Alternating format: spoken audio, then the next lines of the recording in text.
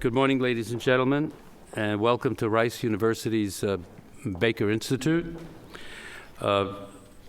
hosting today's conference on the geopolitics of natural gas. I'd like to thank the Belfer Center at Harvard University's Kennedy School and ConocoPhillips for partnering with the Baker Institute Center for Energy Studies to help make this event possible. I'd like to also recognize the work of Dr. Ken Medlock, the director of our Center for Energy Studies. He's been instrumental in developing our flagship energy program and is bringing it to the next level, as is evidenced by the Baker Institute's recent ranking by the Global Think Tank Index as the 5th best energy and resource policy think tank in the world. It is especially fitting to have this premier energy policy resource right here in Houston, obviously the energy capital of the world, and we look forward to taking our program in this area to greater heights in the coming years. Today, we are very pleased to host the capstone conference to a long-running collaborative project with the Kennedy School on the geopolitics of natural gas. Over 15 reports have been published as case studies for the project, examining the political implications of energy developments in countries across Europe, Africa, Asia, the Middle East, South America, and North America.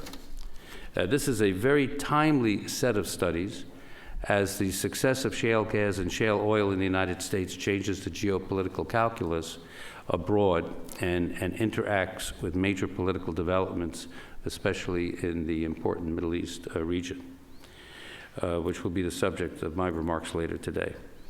So now it's my great privilege to introduce our keynote speaker this morning, who has been responsible for the exploration and production of oil in almost all of these regions during his nearly 3 decades as a petroleum engineer with ConocoPhillips, Phillips Petroleum, and ARCO. As the chairman and chief executive officer of ConocoPhillips, he is at the forefront of the conversation about increased energy production from unconventional sources and changed reality for companies and energy markets around the world. Ladies and gentlemen, join me in greeting Mr. Ryan Lance to the podium.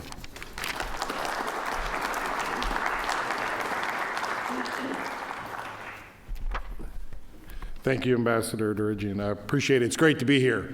Great opportunity, and a special thanks and congratulations to the 3 institutions that are coming together today who undertook this study on the geopolitics of natural gas. So certainly Rice Institute, the Baker Institute here, Kennedy's, Harvard Kennedy School, and the University of California, Davis. So to help kick off the conference, I'd like to offer some of our views, or my views, on this unconventional gas that will transform the markets here in the United States, North America, and around the globe. But let me see. There. I'm a public company, so I have to tell you about this disclosure. And it basically says I'm going to make some predictions here today, and they may or may not come true. And so let's go ahead and start to make some predictions, well, shall we? So technology innovation has really expanded the global resource base. So for example, we're talking about new resources from the deep water. We're talking about the Arctic and the potential it has. But really the game changer in this business right now is the unconventional resources. And those are captured in the blue part of the graph that you see there. This includes gas from tight sands, shale, coal beds. And really, they've increased abundance and really enhanced geographic diversity. And now today, we believe at current production levels, we have a 235-year supply of gas. But even those IEA estimates may be conservative. It probably understates the amount of unconventional resources in the Middle East because we really haven't, industry or themselves, haven't fully appraised those resources yet. And this is where those resources are found. These are numbers from the U.S. Department of Energy. It's identified some dozen countries where shale gas have a pretty large potential. And the shale revolution started here in the U.S., and it's shown in the blue. The U.S. leads with about 15% of that world potential. China follows with 14%, then Argentina with 10%, Algeria with 9%, and so on. And given this potential, this energy revolution is spreading. Companies like ours, we're exploring in Canada, we're exploring in Poland, Australia, elsewhere. But it's really a little soon to form too many firm conclusions from that. The development will be slower than it was here. And this next slide, I think, will show you why that's the case.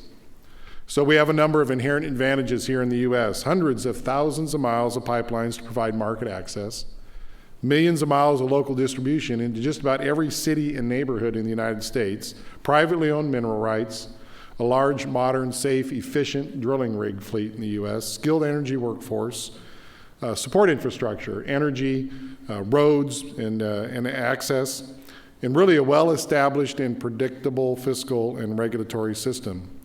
And few areas of the world have these kinds of advantages, and that's why development will lag in those areas, probably as much as 20 years. Even so, unconventionals, they're going to play a pretty key role in the long-term global supply. Conventional supplies, which are shown in blue, will be flat. Shale gas, which is in yellow, will contribute substantially over the next 30 years. Look at the orange, the gas from deep water. It's going to contribute even more. And most Arctic gas, which is in the pale yellow at the top, will be a factor, but probably not till after 2020. We expect deep water gas production growth in places like the U.S. Gulf Coast, the Gulf of Mexico, Australia, West and East Africa, Brazil. And this expected supply of affordable gas is going to support an expected increase on the demand side. So let's look at that demand side. We expect global demand to rise by 50% by 2030. That's about 2.3% per year. The demand curve is at the top left, in the left-hand side here. The existing production is blue, and it's going to decline about 6% per year. So new supplies are needed in the yellow, and certainly the industry that we're in is going to be very busy trying to fill that supply gap. The chart at the right shows where that growth is coming from on the demand side. The biggest source of growth really is China, 8.9% per year. It's followed by the rest of developing Asia and the Middle East. And this is really driven by Asia's need to create and start burning cleaner fuels for power generation. And it's driven by some oil to gas fuel switching across many of the sectors in each one of these countries. Now you look at European demand, and it's retarded by a couple of factors: renewable energy mandates and subsidies in Europe. And there's really no economic policy or incentives to switch from coal to natural gas. But there's an additional opportunity for demand growth, and that's in non-traditional areas like transportation. At the left side, you'll see demand from transportation grows at about 10% per year through 2030. And ultimately represents about 5% of the market share for transport. But we think, and that's a global demand of about 18 BCF per day, but there's further upside to that. You can see more rapid uptake by trains, by ships, by barges, and by light or heavy-duty trucks. And that could increase the role for transportation. It could be 10% by 2030. And at right is the transportation demand for gas by region. You see, again, Asia-Pacific is the largest factor there. Now let's move to the U.S. And clearly, shale gas has transformed the market here. U.S. dry gas production is on the left. It's up 33% since 2005, thanks largely to unconventional shale production. And the increase is there despite fairly low prices. So we're getting associated gas from the liquid-rich plays that's keeping the price down and the volume up. We're also starting to achieve big efficiency and productivity increases in our business. So the lowest cost, most productive dry gas is there, can satisfy this demand. The prices are at the right. Henry Hub prices have fallen in half since this shale revolution started. And really importantly, on a parity basis relative to oil, trades at about 25% of oil, down from about 90% in terms of price on a million BTU basis. That increased supply and low prices have had a pretty dramatic impact. So investments now are coming back into the United States in energy-intensive industries. It's eventually going to drive a demand recovery in this business. And this chart shows the U.S. demand growth by sector. But that surplus won't disappear soon, if at all. We need the higher cost dry gas. We don't need that higher cost dry gas until after 2015. Demand will be rising in the industrial, utility, and LNG export sectors. Environmental regulations will cut some coal-fired generating capacity, and new industrial plants will start up. Examples like petrochemical, fertilizer, ammonia, methanol. Meanwhile, there are some short-term challenges right now in the gas market. Gas prices have risen, and coal prices are pretty weak. So we're actually seeing some reverse gas to coal switching that's going on right now. Exceptions could be the cold winter that we've seen here, or a hot summer that will boost demand. So if you put all that together, here we go, and you superimpose the demand and the supply side, it shows the long-term supply and the demand outlook for North America, more specifically for the U.S. and Canada together. Conventional production is in the blue, shale production is in the gray, and the black line at the top is the demand.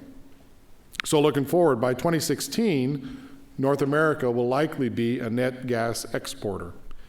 And by 2020, shale should provide over half of our total supply in North America. Now, 10 years ago, I don't think anybody in industry or government would have made that type of prediction. So let me show you how good predictors we are in this business. Okay, this slide shows how dramatically the views have changed over time, right?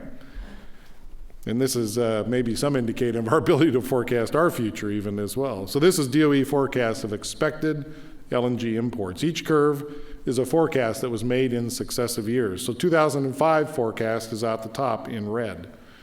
Pretty pessimistic, right? Rising imports.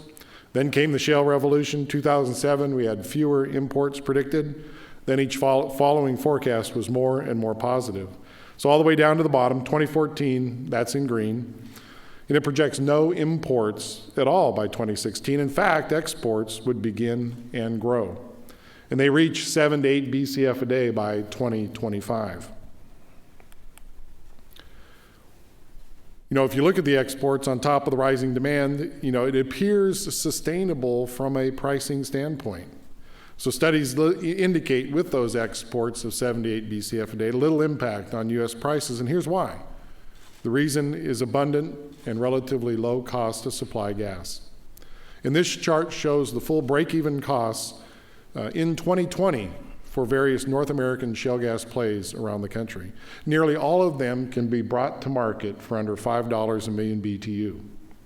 16 of them could supply gas at under $4, and some can supply gas at under $3 per million BTU. At the far left, you can see names you probably are familiar with: Eagle Ford, Marcellus, Montney.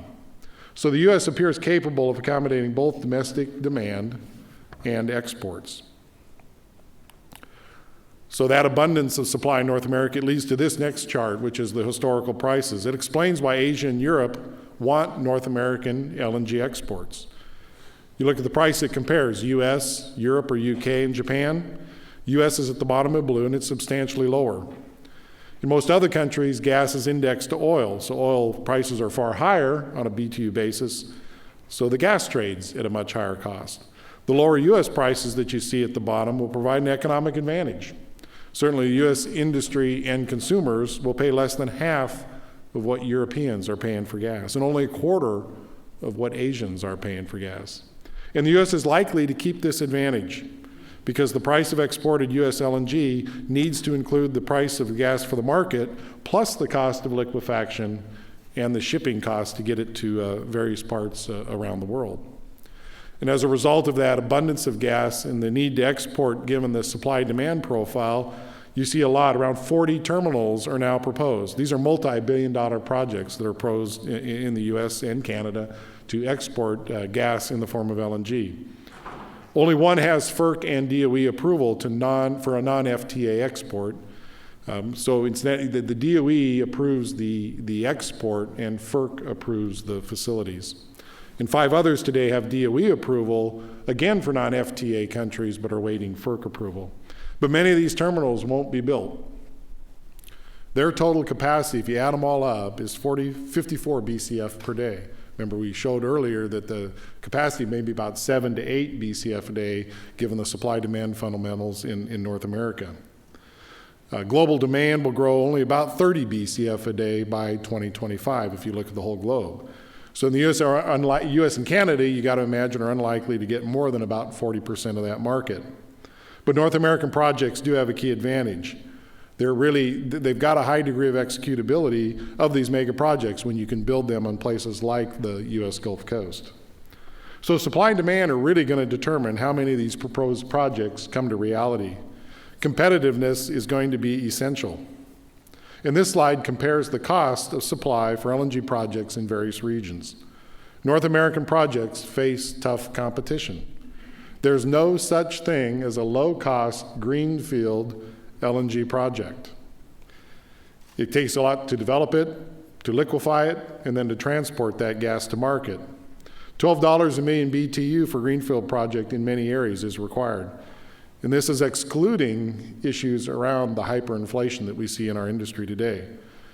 And the lack of infrastructure could get worse, so by building all these projects at one time. And then I draw your attention to the left. The Middle East brownfield projects remain the lowest cost of supply in the LNG business. So if you move to global LNG supply and demand picture, demand is in the black line in the center, and the projected growth is about 6 to 7% per year. Meanwhile, the base at the bottom declines about 2.5% per year, and that's from older plants that are depleting their supplies over time. We expect 260 million tons per annum, or MTPA, or about 30 BCF a day window for new LNG sources by 2025. So at the top, you see this potential large overhang on the supply side from all these proposed projects, both in North America and the rest around the world. Now today, the market is relatively tight, and that's due to the extra demand that's caused by the nuclear crisis in Japan through Fukushima. But a lot of those proposed projects are going to fill that supply have a lot of execution risks, and they may be constrained by cost inflation. So we know that the number of projects going forward will be limited, and they'll self-limit themselves based on those economics. The degree of market loosening will be determined by the overall demand and how well the industry executes these complex LNG projects in a timely fashion. But we do foresee an increasingly integrated global gas market in the future. It will be a highly interdependent market, one linked by LNG vessels and by pipeline trade flows. Both supply security and demand security are going to be essential for this business. Producers in Russia and Central Asia are targeting Asian and European markets via the pipeline, and LNG is going to be vital to meeting demand outside of North America. So this global gas trade is going to increase, but it's unlikely to bring about a single market. And this is due to the high cost of moving gas between these regions. So those differentials that you saw earlier between North America, Europe, and Asia, they will remain. Those differentials will remain.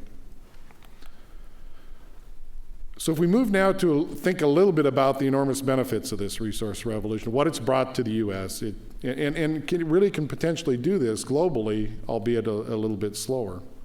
So beginning at the top with economic contributions, hundreds of thousands of new jobs.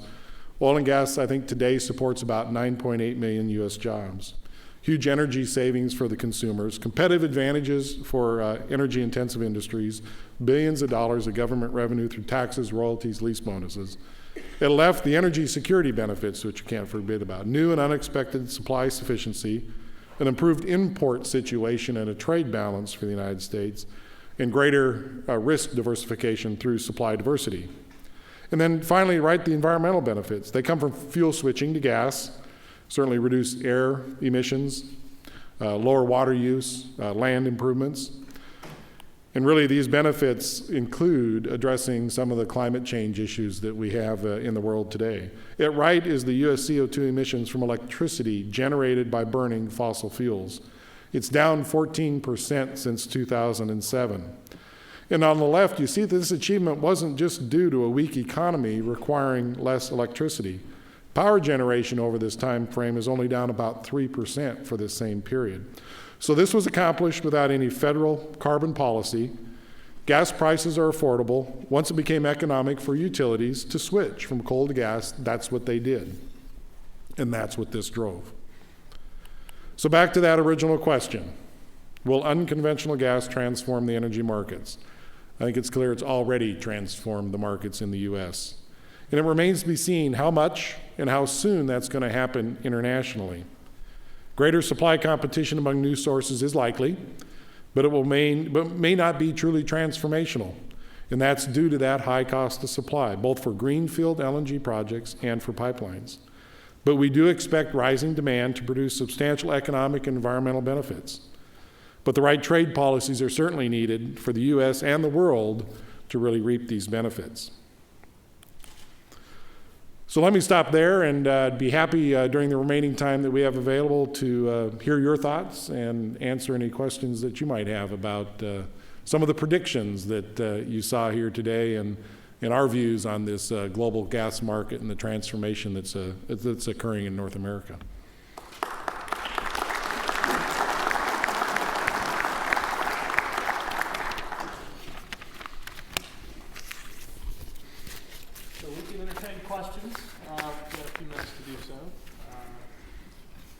First one's the tough one. Absolutely. If you have a question, please get up and make your way to the microphone section. Thank you. Thank you for the presentation. Two questions. You had a big stack of deep water gas coming on over time. Could you address that? And the second is, with solar looks like it's starting to work at $8 to $10 gas in Australia. And I know it's really small right now, but how does that figure into your thinking as well? Yeah, I think, so start with the deep water gas. So there was a pretty big wedge coming from the deep water, and that's associated gas in the Gulf of Mexico, some of the drilling that's going on there. It represents deep water drilling off the east and west coasts of Africa. So a lot of what you hear about Mozambique and Tanzania, what's going on there, that gas will get produced. It looks like it's competitive on a cost of supply basis with much of the new forms of LNG and gas that are being considered around the globe today. So really there is a deep water component. You extend that to associated gas in Brazil. It's going to flood the local market. They're going to have to look for export solutions there with all the oil development they have going on. So it looks like those deep water developments are competitive on a cost of supply basis. So I think we're going to see that gas come into the marketplace. Your question on solar, yeah, I think it's there's room, and there are places where solar competes, and certainly there's room that it makes sense in the marketplace today, including wind and other renewable mandates. I think we will see some increase in both wind power, generated power, and solar, but it's not going to keep. They'll come from a very low platform that we all know initially. They will increase, but won't be nearly the magnitude of what gas can do for the globe today. As you know, conventional gas production usually lasts several years, 25, even more. The shale gas, how long can we expect? Those shale plays, how many years will it take them to deplete? Because that's really what we need is, we show projection until the 30s, will they be there? Yeah. So I think that's a very good question, and I would tell you we're in the first inning of a 9-inning game on the shale revolution in the United States, and I think what we're learning is that we've only scratched the surface on what technology can do to improve that outlook over years. And I think what you're going to find in industry is that as we learn more about it, apply more technology, get more efficient, this is a layer that's going to last for quite some time. I know in our company, as we assess our unconventional resource position, it's only growing with time. And as we learn the technology, we learn how to more effectively complete these wells. So the rumor or the suggestion that this might only be around 10, 15, or 20 years is not founded. It will be a layer in this business for quite some time. Can you speak about what's required for the gas development in Poland? Is it technological or is it political? So when people ask me about unconventional, it starts with the rocks. So it starts with the geology. And there's a little bit of uncertainty right yet in Poland. Is the geology going to work? We know the shale is there, but can you crack the rock and get the gas to be produced in economic amounts is really the key. So it starts with the geology. We're up in the Parabaltic region, and we're drilling a couple wells right now. We hope to take them horizontal, test some of the technology we're learning in North America and see if that will work. And then I would say there's also another hurdle in Poland around the fiscals and the regulatory environment. They haven't yet figured out exactly how they're going to treat the regulatory environment and the fiscal environment to know if it's going to be competitive for global investments around the world. So they've got two issues that they've got to deal with. One, industry or we have to figure out, is the geology going to work? And then they have to probably put appropriate regulatory and a fiscal regime in place that competes globally on a scale so it'll attract the investment. So we're very early in the game in Poland as well. I have a question on the Alaska gas. I've been in this business for 40 years, and for the last 35, gas from Alaska is 15 years from now. Mainly because that gives you 5 years to not do anything but just talk about it. And looking at it, it seems to me, particularly if you draw a pipeline from Alaska, you go over a bunch of shale beds, so it's unlikely that you're going to do that. Have you looked at converting the gas in Alaska to gas liquids, diesel, and then bringing the diesel down the existing pipeline to the West Coast? Yeah, you're right. It's a good observation. I think we've studied Alaska gas ever since Prudhoe Bay was discovered in the 60s, and trying to monetize a very, very large resource up there. 5-6 years ago, industry, ourselves and our partners were working on trying to bring pipeline gas to the U.S.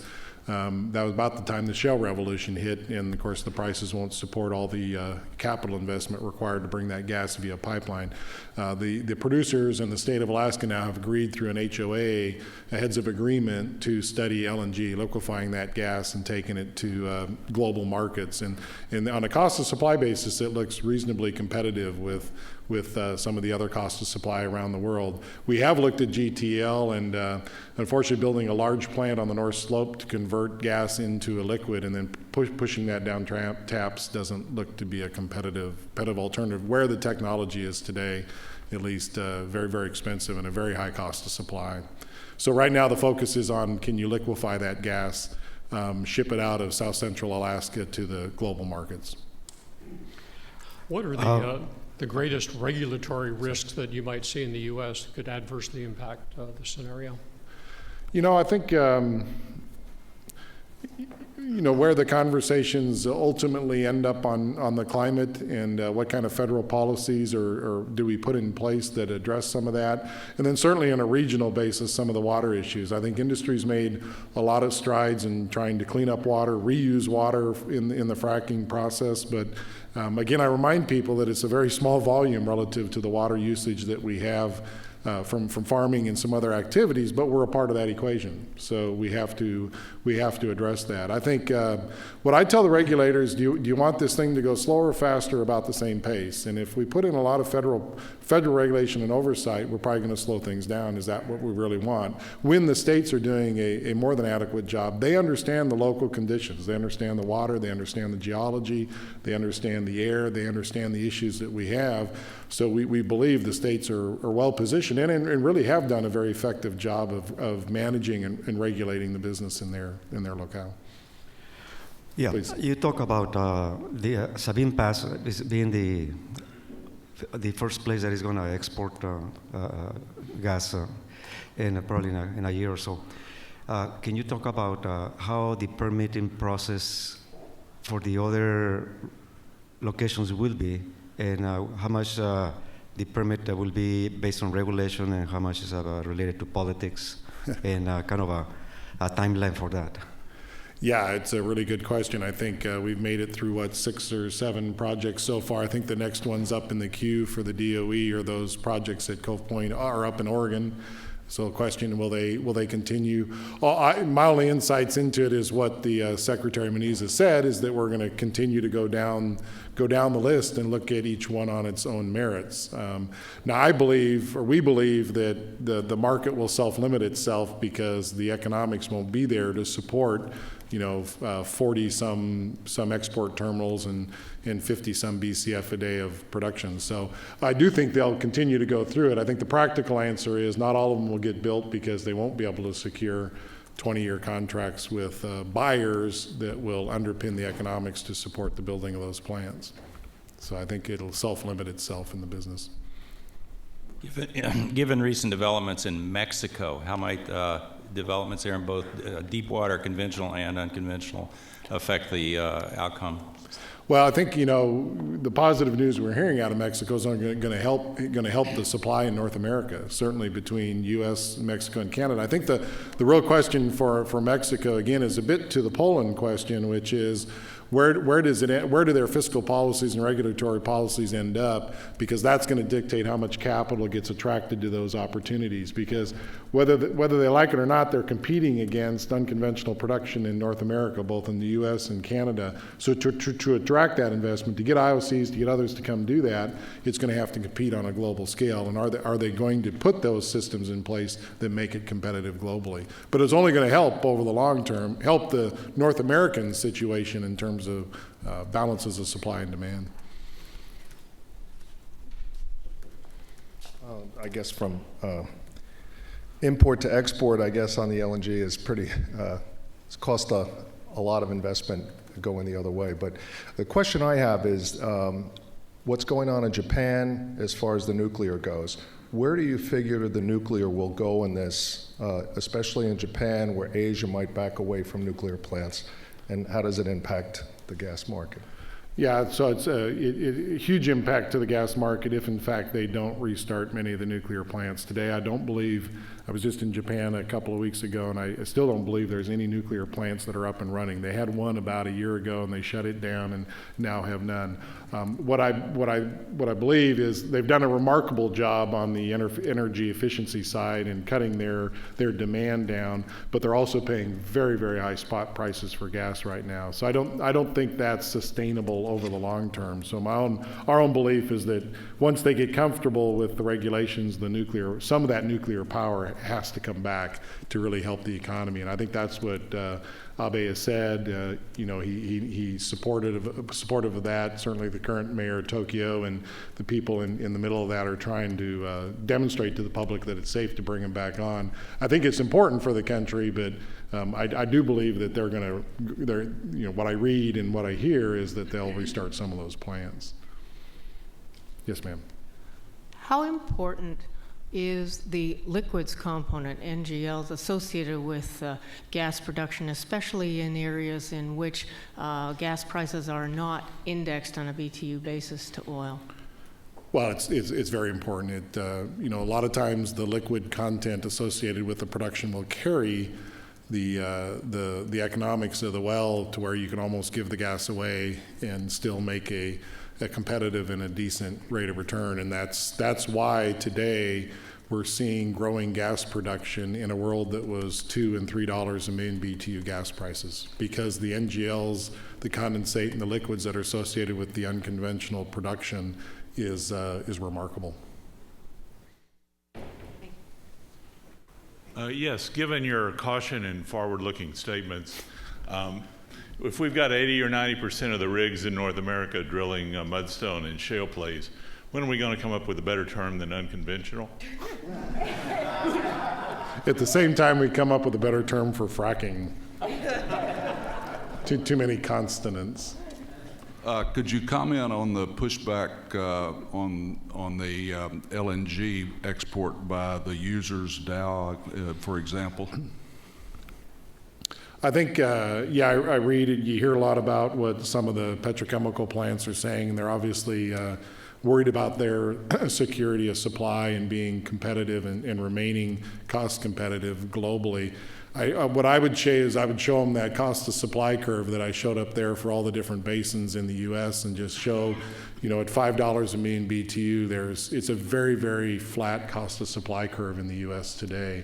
So we can do the exports, and I think they worry about the big export case, but again, I don't think the economics are going to underpin that we've got a bunch of BCF a day being exported, because the economics won't be there to support it. So I think what they're losing is an appreciation for the flatness of that cost to supply curve, and that it can accommodate the growing demand, not only that we're going to see from transportation, from industrial sector growth, and from exports, that that we can accommodate that with that supply curve we see in North America right now.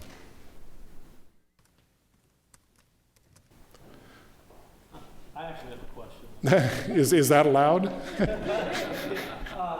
No. Exactly. I'm going to make it allowed. Okay, all right.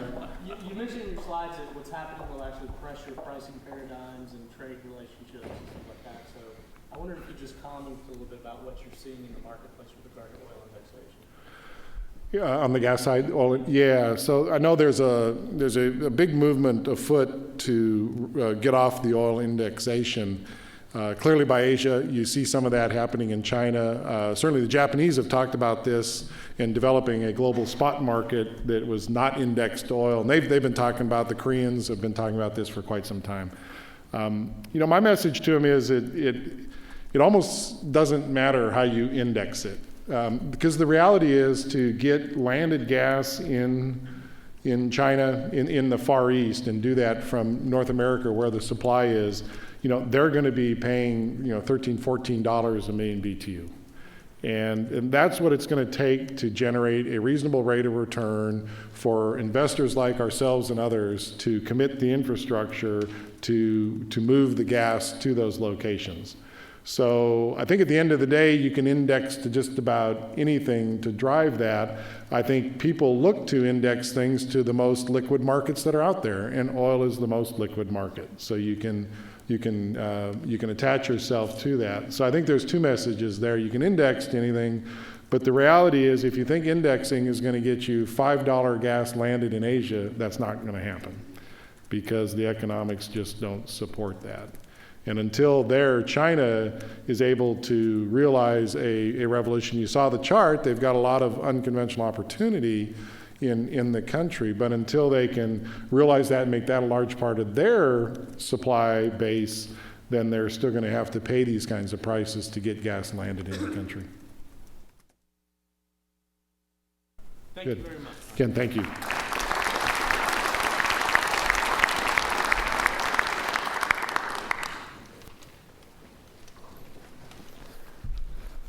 All right, could I invite Megan and Amy up to the stage, please?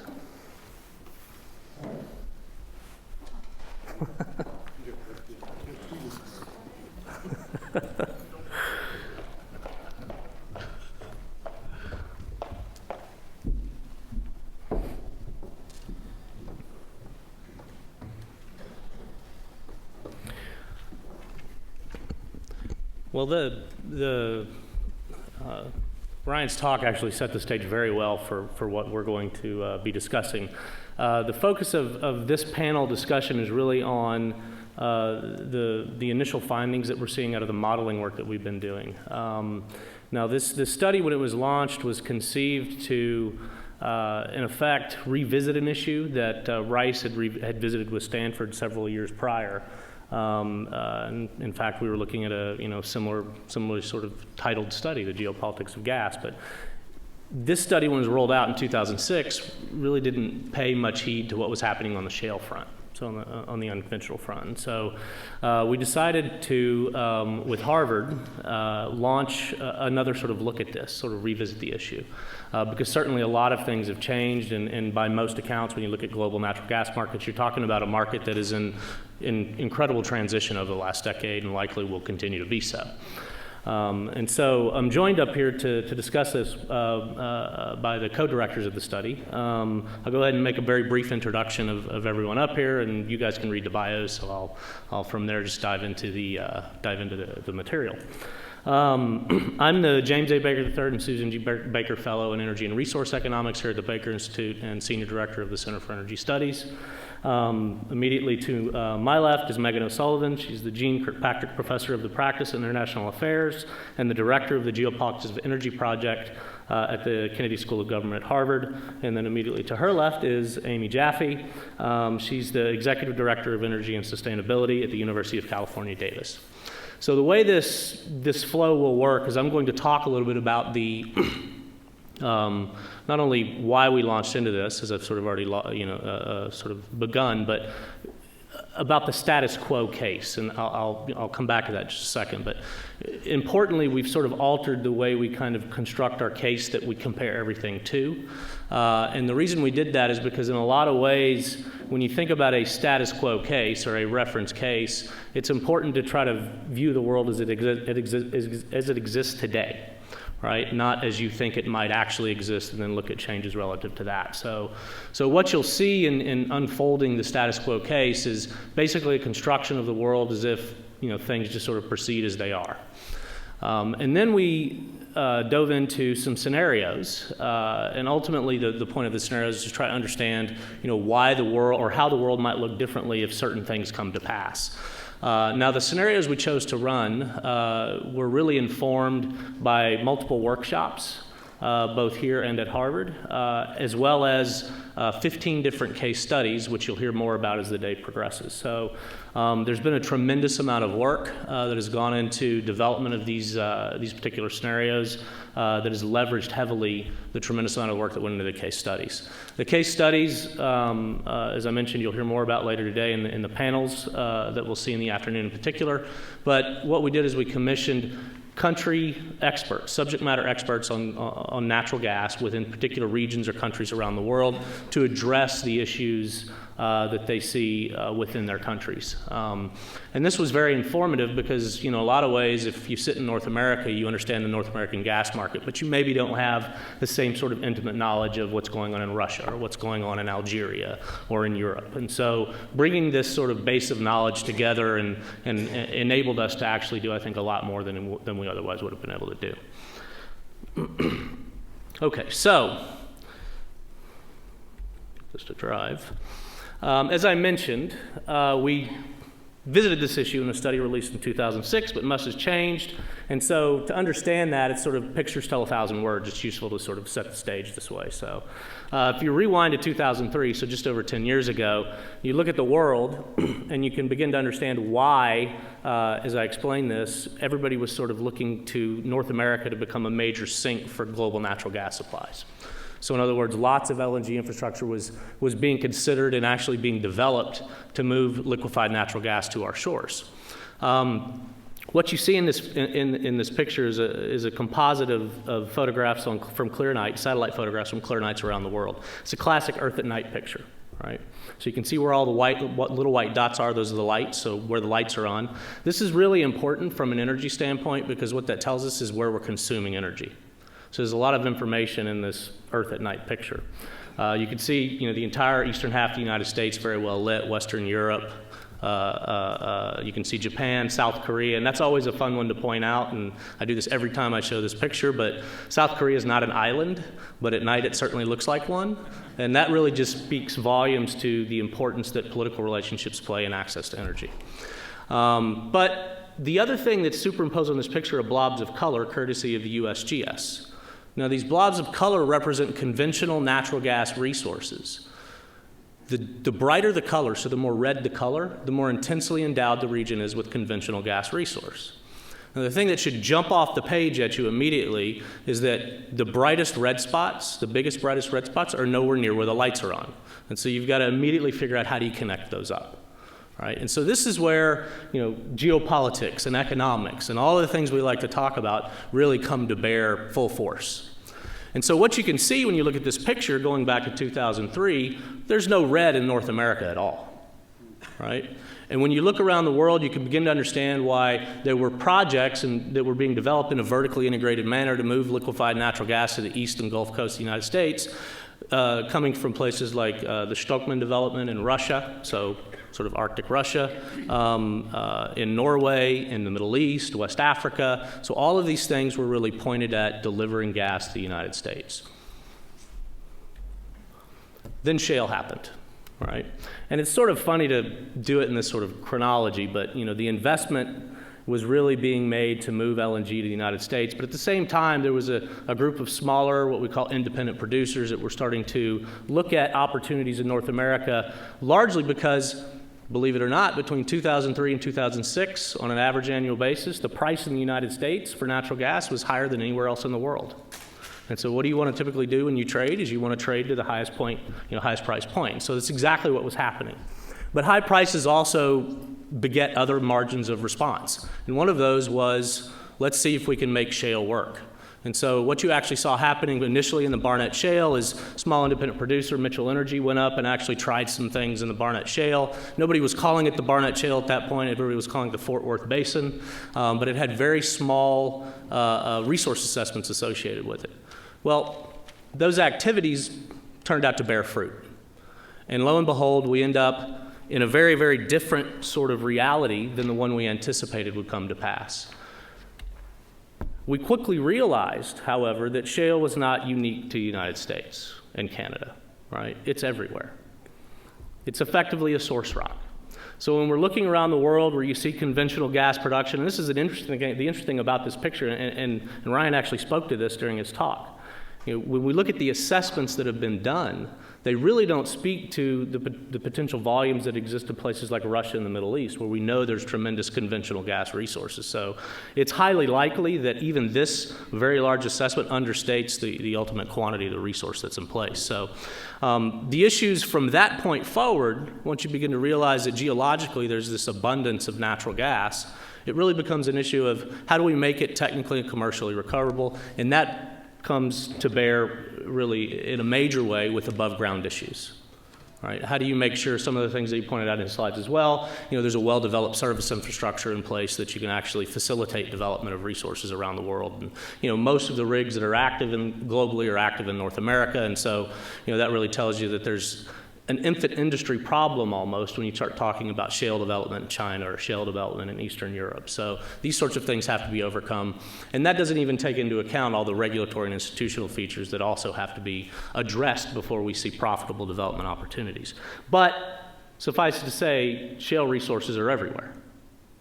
And so that really means when you start to look back at the study we did in 2006, there's a lot of fruit on that tree, so to speak, right? Because there's a lot to rethink, particularly if you start to see some of those institutional and regulatory market features change, because it can change dramatically the landscape going forward. I'll mention this. We actually did a study several years ago where we looked at shale opportunities in China, because tremendous interest in what happens in China. And this actually comes out in the work we did, the modeling analysis we did as part of this study as well. China really does drive a lot of what happens in a global gas market going forward. So what you assume about shale resource development in China and the profitability of shale resource development in China, and what you assume about economic growth in China. All of these things really are pivotal in determining what happens with overall LNG trade globally. And so in one respect, that's kind of a scary thought, right? Because you're talking about one country, right? But in another respect, you realize this is a very large country. It's got a pretty long history now, pretty strong growth, over 1.2 billion people. So you're not talking about a small piece of the global pie. So we start again with sort of a new approach to constructing a reference case. And I'm going to kind of go through these slides quickly. These are all available, after the conference. But I'm going to do this just to kind of reframe everybody as to what the Rice World Gas Trade Model is and how we construct the quote-unquote status quo case, so that we can then have a meaningful conversation about the scenarios. So a lot of words on this slide. Basically, all it's telling you is that the Rice World Gas Trade Model is a dynamic, spatial equilibrium model. It's developing resources, so it's making investment decisions, which is useful because then you can actually layer in all sorts of different fiscal provisions that developers face around the world, because it's certainly different everywhere, and understand how that actually runs headlong into the physical cost of developing the resource to ultimately translate into commerciality for the resource. And you can also, influence investment decisions by, making changes to technology parameters, so allowing productivity improvements in the upstream to accelerate or decelerate, so on and so forth. So, this sort of platform really lends itself in a lot of very valuable ways towards the types of analysis that we did, because not only do you get to see, what political pressures and other economic pressures might mean for ultimate supply-demand equilibrium, but you can actually see what it means for investment opportunity as well, which is highly valuable when you're trying to make an assessment of what is at stake at the broader economy. Demand's highly, in the next couple of slides really just meant to indicate how detailed the model is. It's a sort of labor of love in a lot of ways, but it's a tremendously detailed model, over 290 demand regions, and within each region you actually have multiple sectors identified. To the extent that data is available, we actually do break down countries into different regions. So for example, China's broken up into 7 different regions. The United States is at a state level and sub-state level, so again, this is data availability, but in the state of Texas, there are 10 different regions. So, this really speaks to not only data availability, but how dense the pipeline network is in North America, which is a really important point with regard to commerciality of upstream opportunities. But ultimately, what you want to do is site demands appropriate along pipeline networks so that you get an accurate representation of flows. We also, very importantly, have to do something about, what's going to happen to total energy demand, right? So it's not just about natural gas, but total energy, because gas competes in a space against other fuels, and differently so in different sectors. And so we ultimately have to generate projections of total primary energy requirement so that we can understand what's happening to the demands for coal, oil, natural gas, nuclear, so on and so forth. One of the biggest drivers of these two things are GDP and population. And so this really speaks volumes, again, to the importance of China. Very rapid GDP growth, very large population. One of the countries that actually emerges post the 2020s to be another very important player, and actually its growth rate accelerates beyond the growth rate of any other country in the 2030s, is India.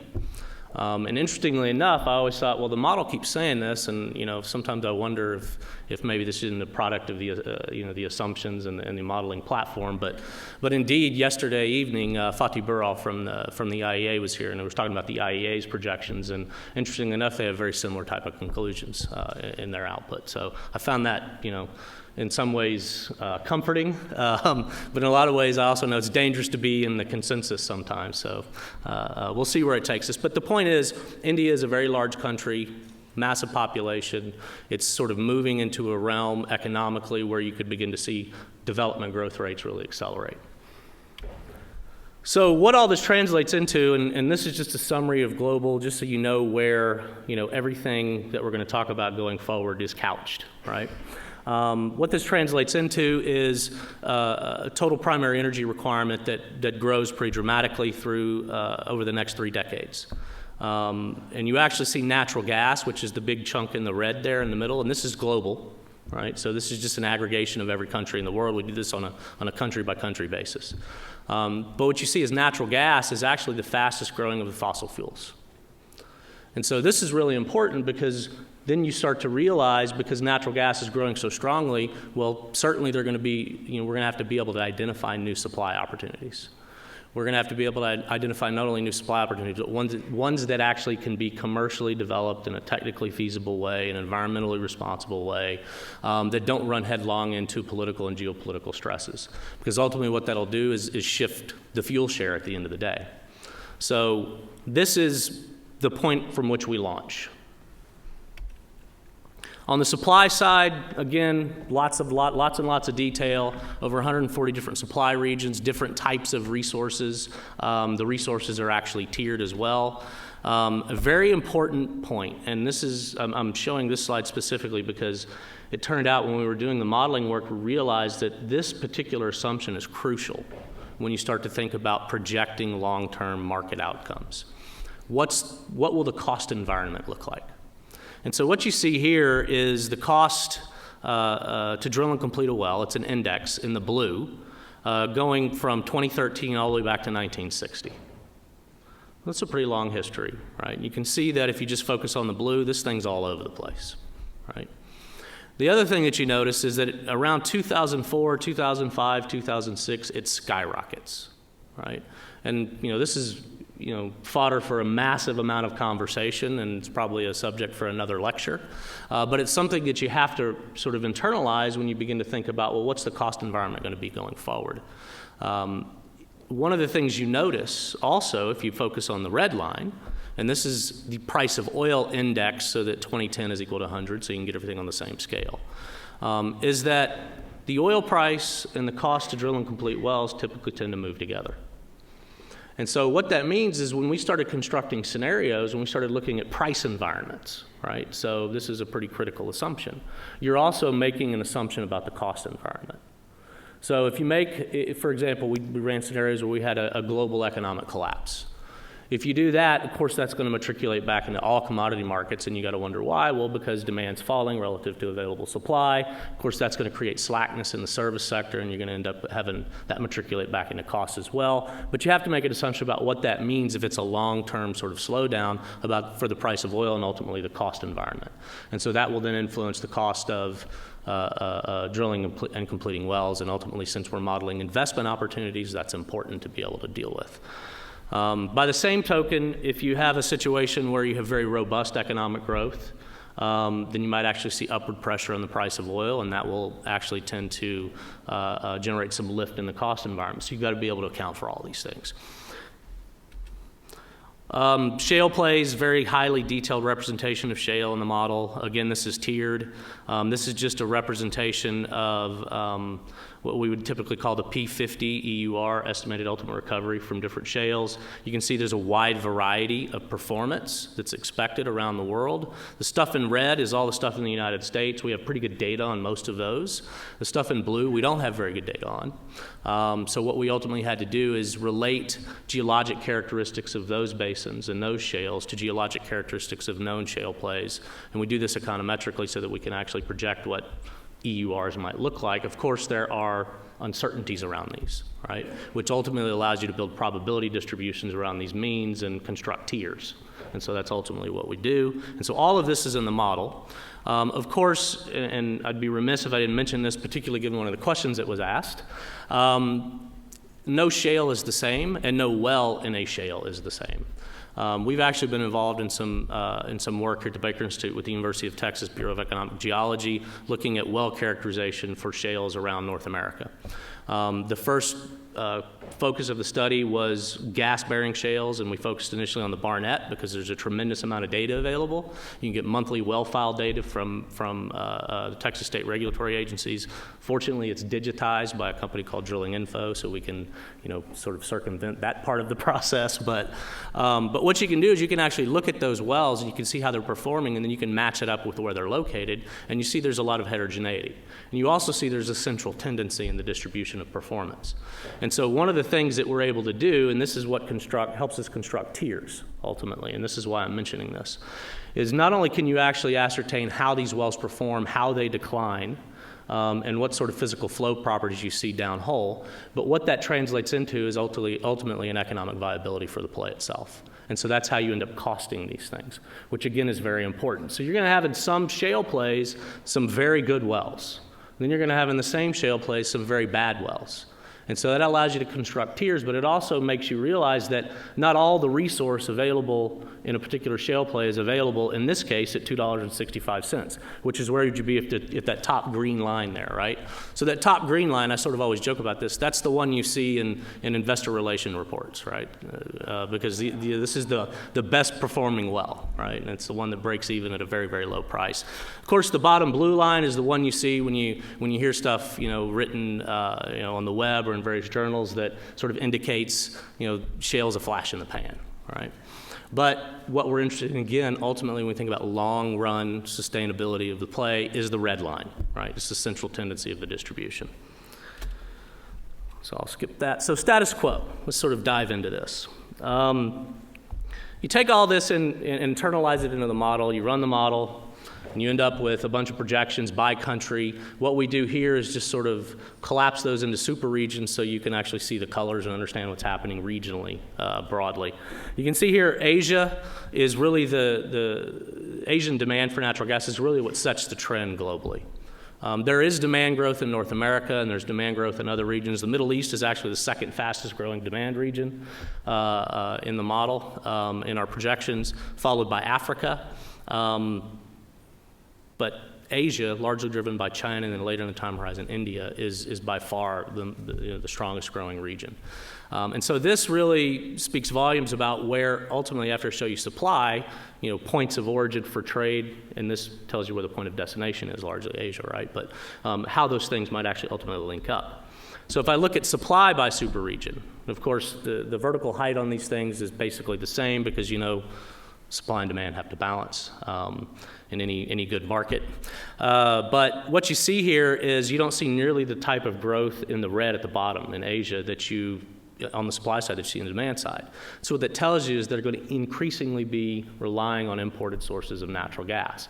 And this is where the scenario analysis gets really interesting. And in a minute, Meghan and Amy will sort of speak to the implications of all this stuff. But when you look at the scenario analysis, you come very quickly to realize that when we talk about Asia, when you talk about China, particularly China, you've got the ability to import continental sources of gas. And so this is domestic, this is South Asia, this is Central Asia, so Caspian gas, it's Russia. A lot of different touch points, right, potentially, but also importantly LNG. And that's actually the direction they're moving in a major way right now, although they are actively negotiating or trying to negotiate other routes.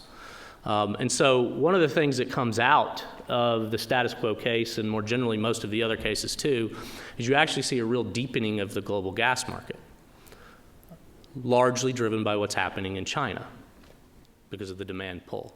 So you have these multiple contact points that, you know, trade will begin to sort of originate from with destination China in mind. Interestingly, what that argues for when you start talking about market deepening and you start talking about greater liquidity ultimately is the formation of hubs, right? When you actually start to see, you know, market hubs begin to form. And fortunately, with the level of detail we have in the model, we can actually see where, you know, these high volume points are.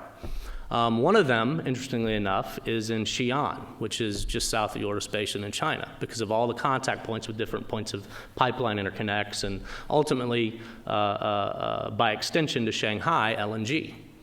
And so when you look forward, when you're looking at these sort of modeling results, and you start to see this deepening occurring, you start to see this increased volume through a particular point, you start to realize, well, maybe Shanghai is the notional point for a financial hub at some point in time in the future.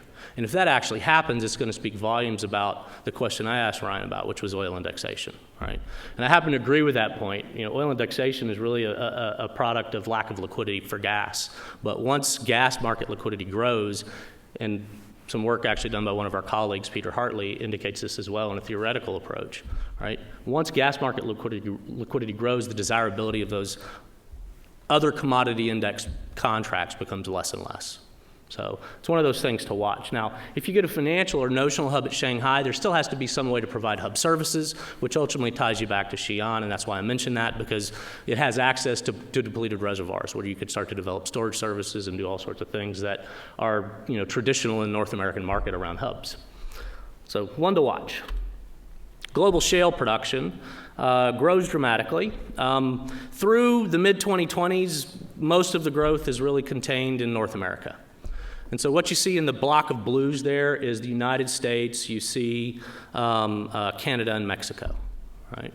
Now, Mexico is an interesting one because of what's happening, obviously, with energy reform.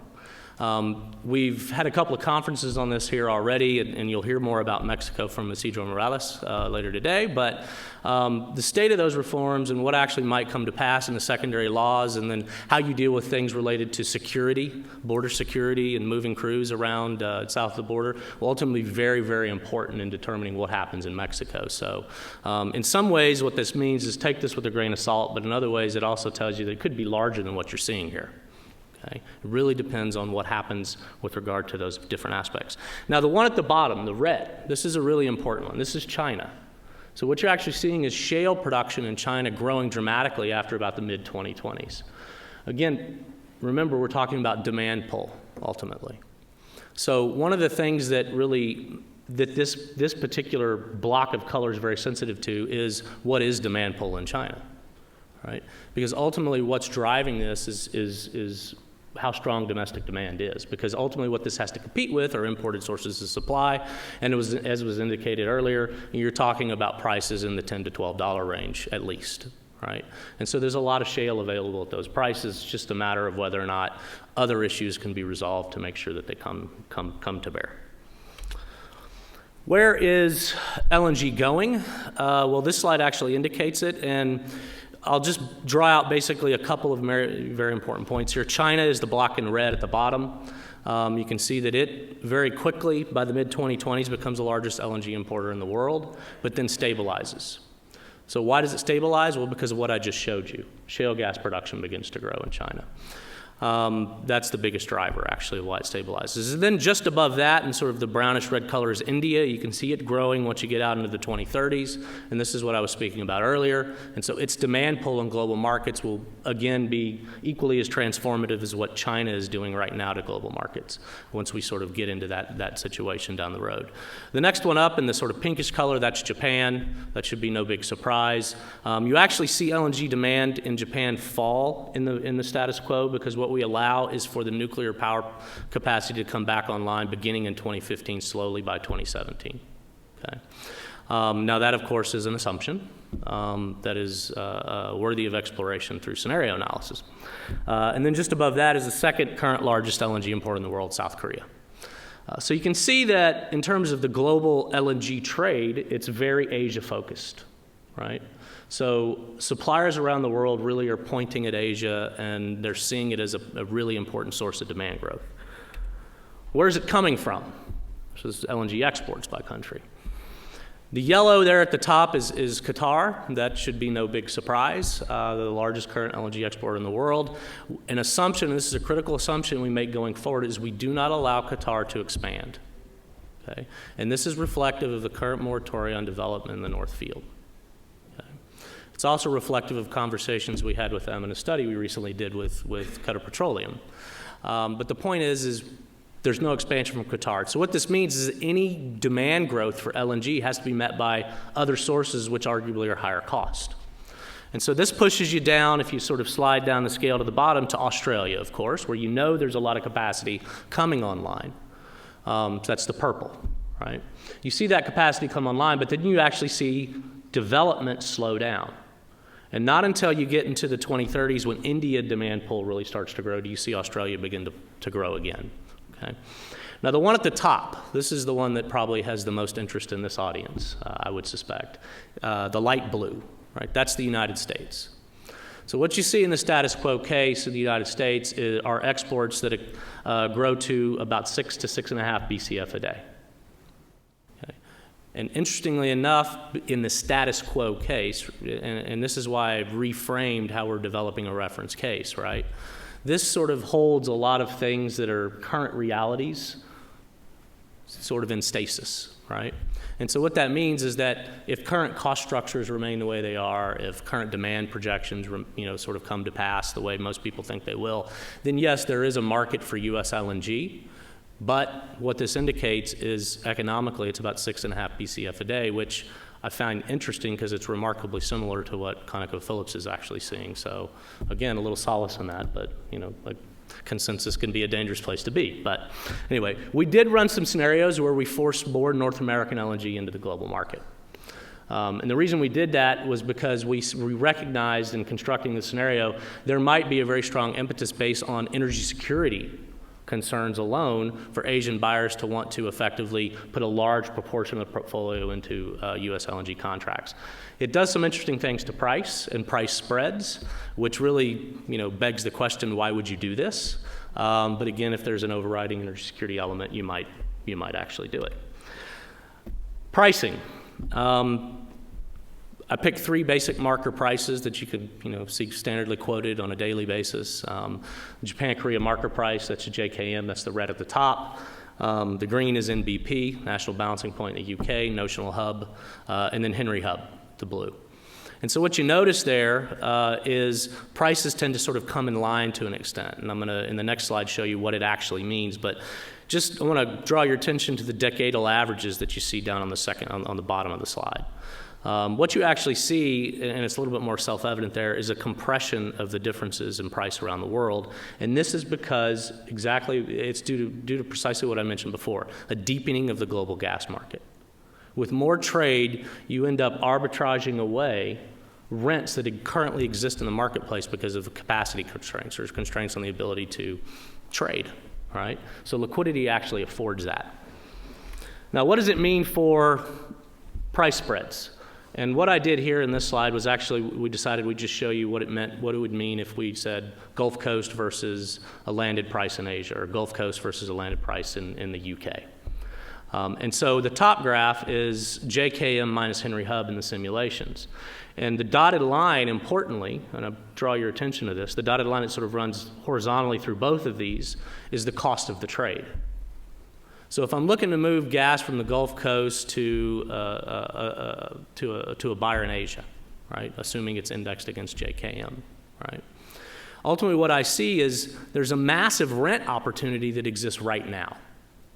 And this is exactly what's encouraging all the entry into the market, right? Because people see these rents and they see them as really attractive. I mean, who wouldn't want to trade into an $11 spread? That's massive, right? That's exactly the kind of thing that you would expect to happen, is for people to begin to develop capacity to do this. But what happens is all the capacity that's already under construction, when it comes online, it actually results in a slowdown in the pace of development and subsequent investments, or subsequent LNG capacity, because what it does is it squeezes the price differentials to a point where there's no incentive to continue to expand.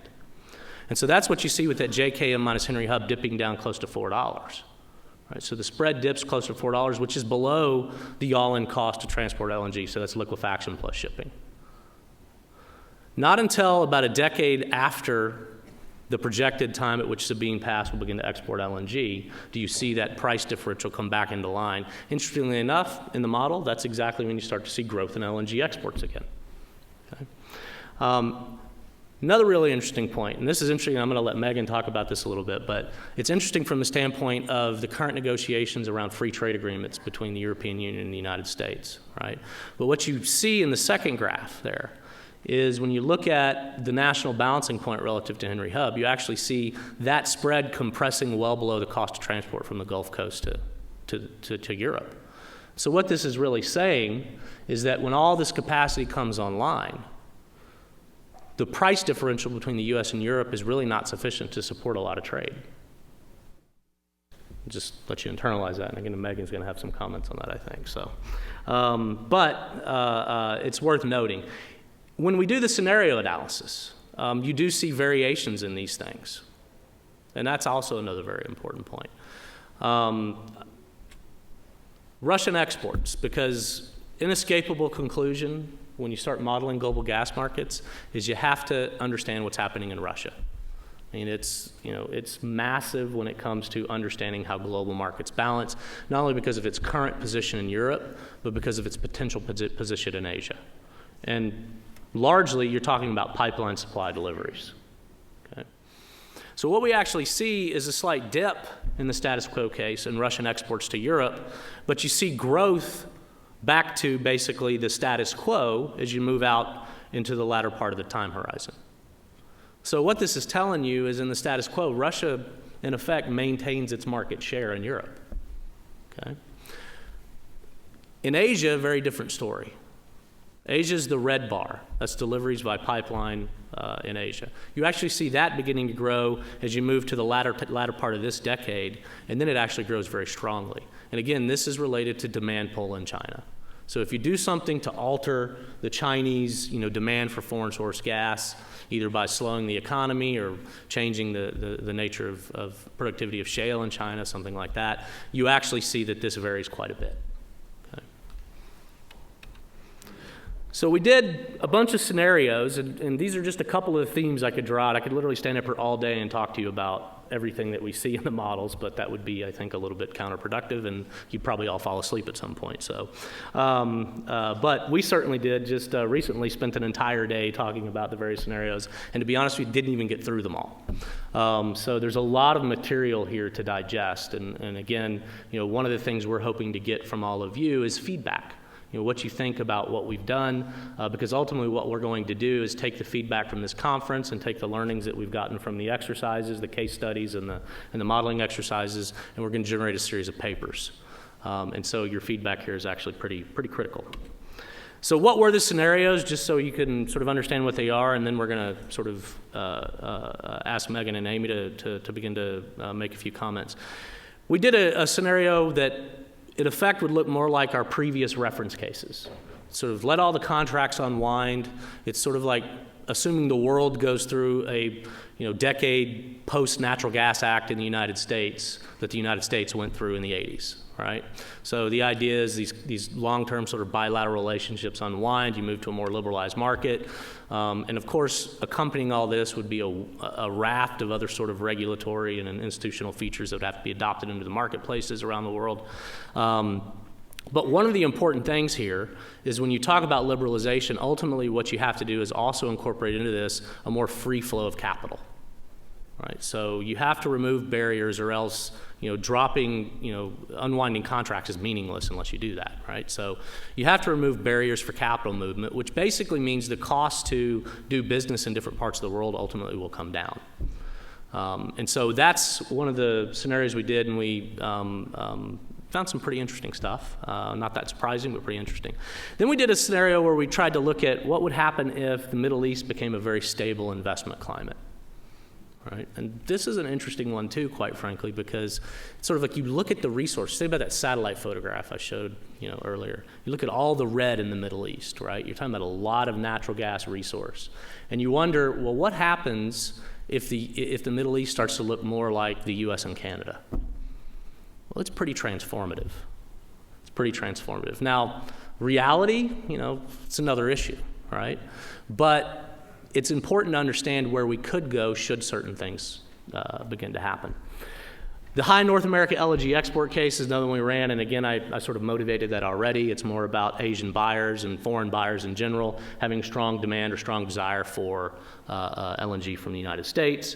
Low success for shale in China. Basically, all we did here is assume productivity in shales in China was much lower, and thereby the per unit costs were much higher. Tends to slow down the pace of development there. We ran, importantly, an environmental policy case, and I realized how much more important this was after Fatih's talk last night. But what we did here is we assumed a CO2 price emerge in OECD countries and in non-OECD countries, but at different levels, beginning in 2020. And basically what this does is it acts as a stimulatory, it's a stimulatory effect on natural gas demand.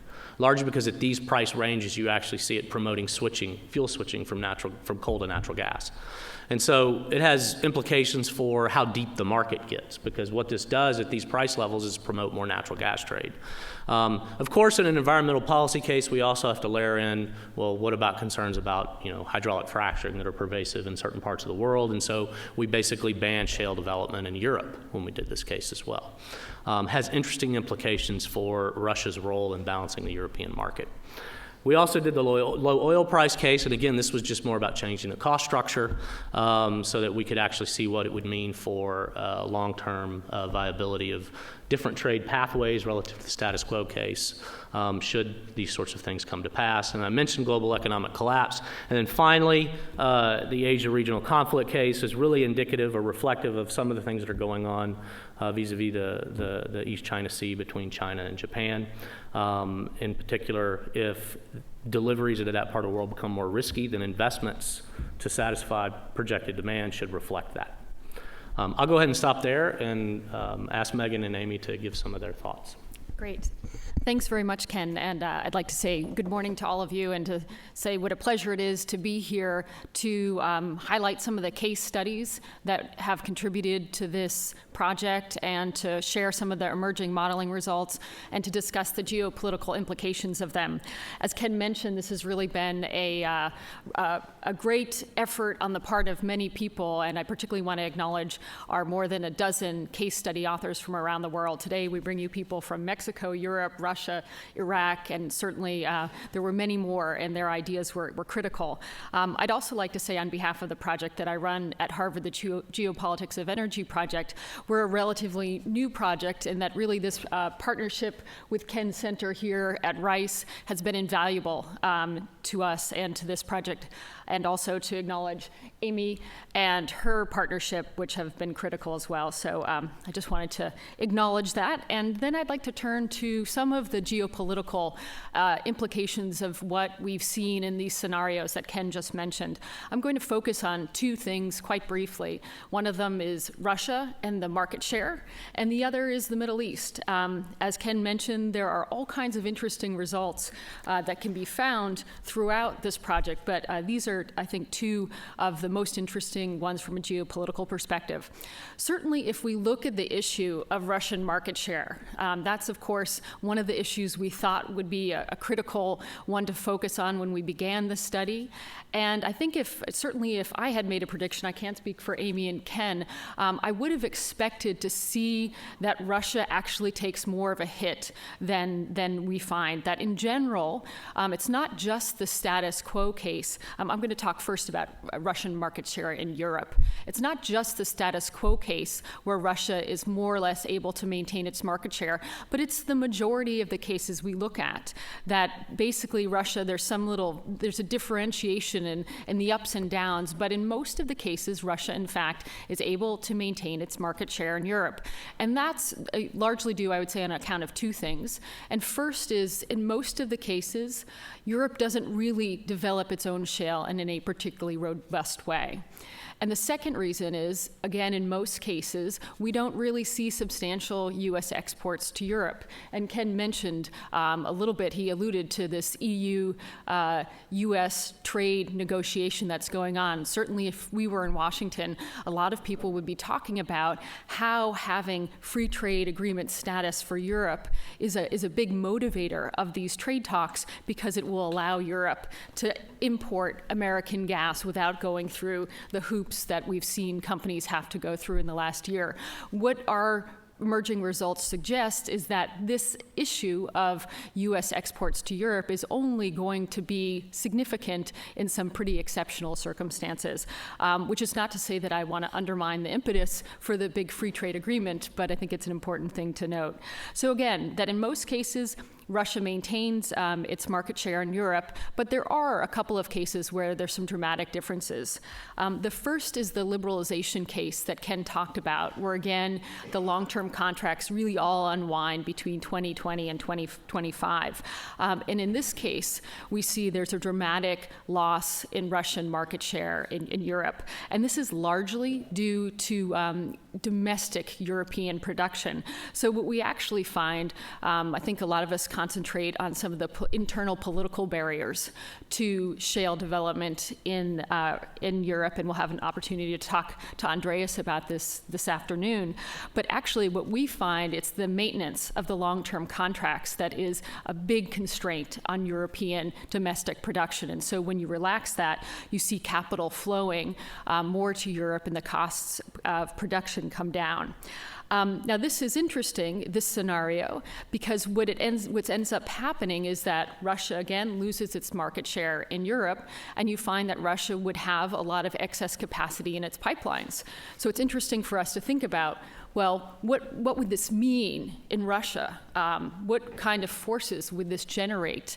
And it seems clear that at least one of two things would happen. First, Gazprom would either have to really liberalize, bring down its tariffs in order to become more competitive and to actually regain market share, or we might find that some of the independents in Russia actually put pressure to create a policy that really undermines Gazprom's export monopoly by pipeline, and that you would find Novatek, maybe Rosneft, maybe others filling that excess capacity on more competitive terms. So I think there are interesting domestic implications for Russia, and we have Tatiana to talk to us about that this afternoon as well.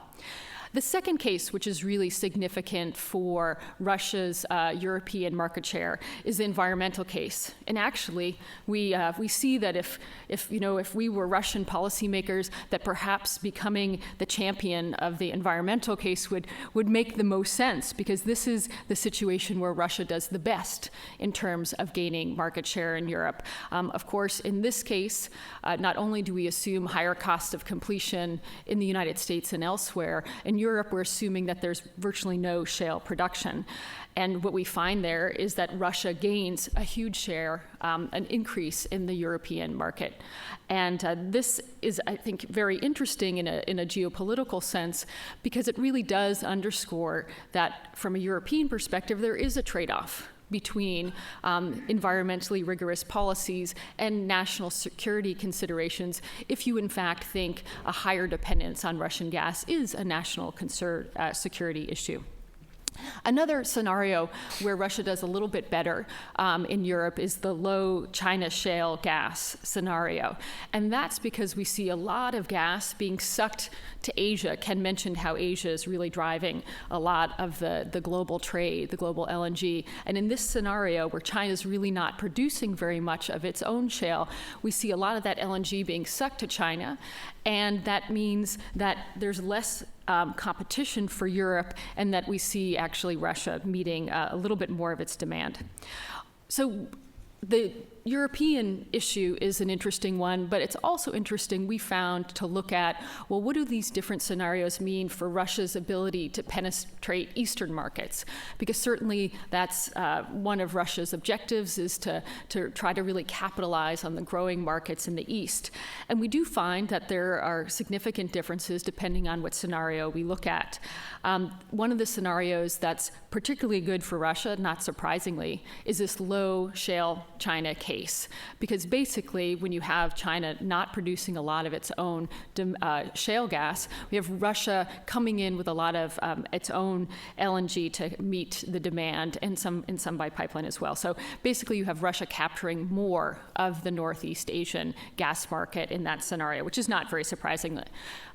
Interestingly, and I'll talk a little bit more about this in a moment, is Russia's ability to penetrate the Eastern markets really is made more difficult in the Middle East stability scenario that Ken mentioned.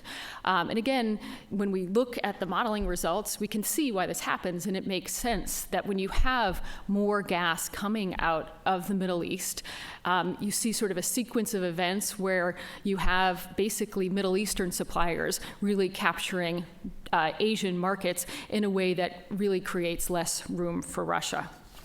So let me shift, secondly, to the Middle East and talk about a few interesting results and the geopolitical implications of them.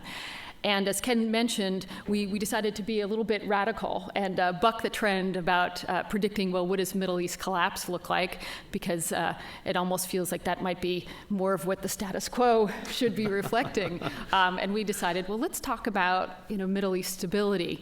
And the assumptions we made in there were that, one, there was an agreement between Iran and the international community about the nuclear program. And so there was really a reintegration of Iran into the global community. And we talked about Syria, that conflict there subsiding, and we talked about Saudi Arabia, basically the internal domestic complications and the political questions about succession, that those are settled in a way where you have much more predictable politics in Saudi Arabia and much quicker decision making. And what we find is in this scenario, it really vividly captures the opportunity costs of the conflicts and of the tensions in the Middle East that we see with less political uncertainty in the region and those issues that I just mentioned to you. We see that the Middle East really becomes a major source of gas for the world.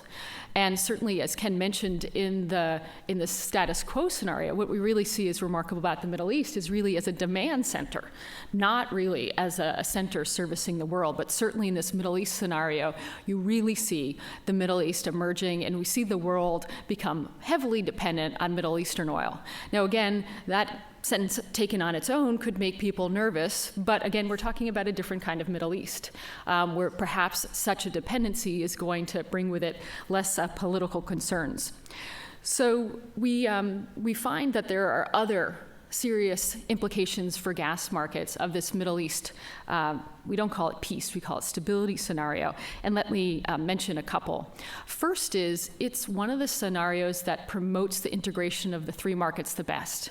And this makes a lot of sense because we're talking about a low-cost gas-producing region of the world, centrally located, with an ability to really move gas to any part of the world. So you see sort of a smoothing out of the gas markets because the Middle East takes on this major global role in trade. Secondly, and not surprisingly, but very interesting, is that Iran becomes a major global gas player. First, we see this through pipelines, and we see that Iran really takes over the market in India, and a little bit in Pakistan as well, and then later as an LNG exporter. Now, the implications of this is that really Australia is the first to get hit because of Iran's emergence as an LNG exporter, basically, and also because of its pipeline gas to South Asia. What we see is that with Iran kind of capturing that South Asian market, Qatar kind of maintains the Northeast Asian market. And that has the impact of really forcing out Australia. So what we see, to put it very simply, is a situation where Iran is really replacing Australia. And so I think this is interesting to think about it from a Russian policymaker perspective. You know, if we were all sitting in Moscow and and looking at this scenario and saying, okay, what does this mean for Russia's desire or interest in hindering or helping with the diplomatic initiatives underway in the Middle East right now? I mean, certainly Russia has a major role to play with the Iran negotiations. It obviously is a critical player in Syria, less critical in domestic Saudi politics, but hey, you never know.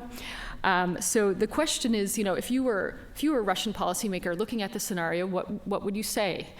I think there's often an assumption among American policymakers, well, that Russia doesn't really have an incentive to help stabilize the Middle East, at least in terms of bringing an agreement between the international community and Iran, because Russia might fear that Iran is going to capture its European gas markets. That's not an unreasonable fear, but what we find is that's not really the primary risk to Russia in that scenario. That we do see in the Middle East stability scenario that Russia loses a little bit of its market share in Europe, and that's largely to Saudi and Iraqi gas, which starts flowing to Europe. But we don't find that that is particularly dramatic. Instead, we find that actually there are risks to Russia of this Middle Eastern stability scenario, but they're really of two different kinds. And the first is it hurts Russia's efforts to go east. We find that Russia loses about 10% of its overall volumes of sales, because again, I mentioned we have Iran moving gas to India, keeping Qatar in Northeast Asia, which obviously creates less room for Russia there. And most interestingly, Russia seems to lose by the whole integration of the markets. And that this will challenge long-term contracts, which again really underpin Russia's business model. So in some ways, that is the biggest threat to Russia from this case. It's not Iran capturing the European market, but it's the Middle East as a whole further integrating the global gas markets. So then, you know, I like to shift and say, well, if I was a Qatari policymaker, what might I think of these scenarios? And, you know, I think of that in the context of the real geopolitical competition that's happening in the region between Russia and Qatar. And this is particularly manifesting itself in Syria, but not exclusively in Syria. And the Qataris, they probably won't be surprised and should be quite relieved or confident. In these scenarios, and in this one in particular, they don't really lose market share. Being such a low-cost producer, they're able to, it's just a question of who's actually buying their gas. But they might note, well, if we kind of want to get at Russian interests, the best thing we can do is actually help the integration of the global gas markets. And that's a way that I don't know that people are thinking currently, but certainly if you think about Qatar and you think about the fact that its gas policies and its gas exports are really its largest foreign policy tool, that maybe that would be a way that they would think about, like if we want to actually create leverage with Russia, you know, might we start to be more flexible on the question of long-term contracts and other issues? And let me close with the last very interesting geopolitical implication emerging from this Middle East stability scenario, and that is the very, very robust commercial relationship that develops between Iran and India. As you're probably well aware, this relationship is, you know, already a pretty good one. The United States expends a lot of diplomatic power trying to get India to really be less reliant on Iran, and so there's a lot of kind of sensitivity about the closeness of this relationship. But what we would see in this scenario, which I imagine would be less problematic, we would see that Iran and India would have a very, very high level of interdependency, with Iran's largest market being India, and India getting a significant amount of its gas from Iran. So what this does suggest is that we'd see the emergence of some new alliances, and we'd see a stronger integration of the Middle East and South Asia under this scenario. It also begs the question as to what this would do to the Saudi-Pakistan relationship, which again is a very important relationship already, but might the strengthening of the Iran-India relationship really drive a reinforcement of the Saudi-Pakistan relationship. And you could see, you could see this region being dominated by those two kind of axes of relationships in a way that perhaps makes the United States even more marginal in that part of the world. So those are just a couple of the really interesting geopolitical implications that we're seeing as we're going through Ken's modeling results. And I'd like to turn to Amy to ask her to share some of her thoughts about what this means for the United States. Thank you very much. Well, again, I want to reiterate Meghan and Ken's thank you to our case study authors who really provided the detailed background information on each of these countries, their motivations, their potential for exporting, what the future regulatory environment might be around the world, and thinking about how those countries see their goals and interests. Because understanding those things are critical to the presentations that Ken and Meghan have been able to make, that I think show you just how rich this study is, and it's really very difficult. I think Meghan did a phenomenal job of giving you a taste for the kind of interesting observations that maybe even the countries themselves have not fully understood. I think with regards to Russia, and maybe even when Iran sits down at the table today. With the United States, it's not really understanding the window that it has or might close for it to be a participant again in the global natural gas market. So very interesting details, and really just shows you the power of having a computer simulation play out a lot of these factors. I know many of you here in the audience have giant projects for Australian LNG, and there's just a huge, who's the loser? In some of these scenarios, you see this giant hit come to the future of the Australian industry for some of these scenarios.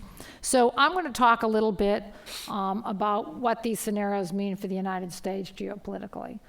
There's been, like Meghan mentioned, there's been just so much interaction and debate in Washington on this topic between our relationships with Europe, our relationship with China, Japan, thinking aloud about whether the United States, as a result of our, oil and gas revolution, are we going to abandon the Middle East?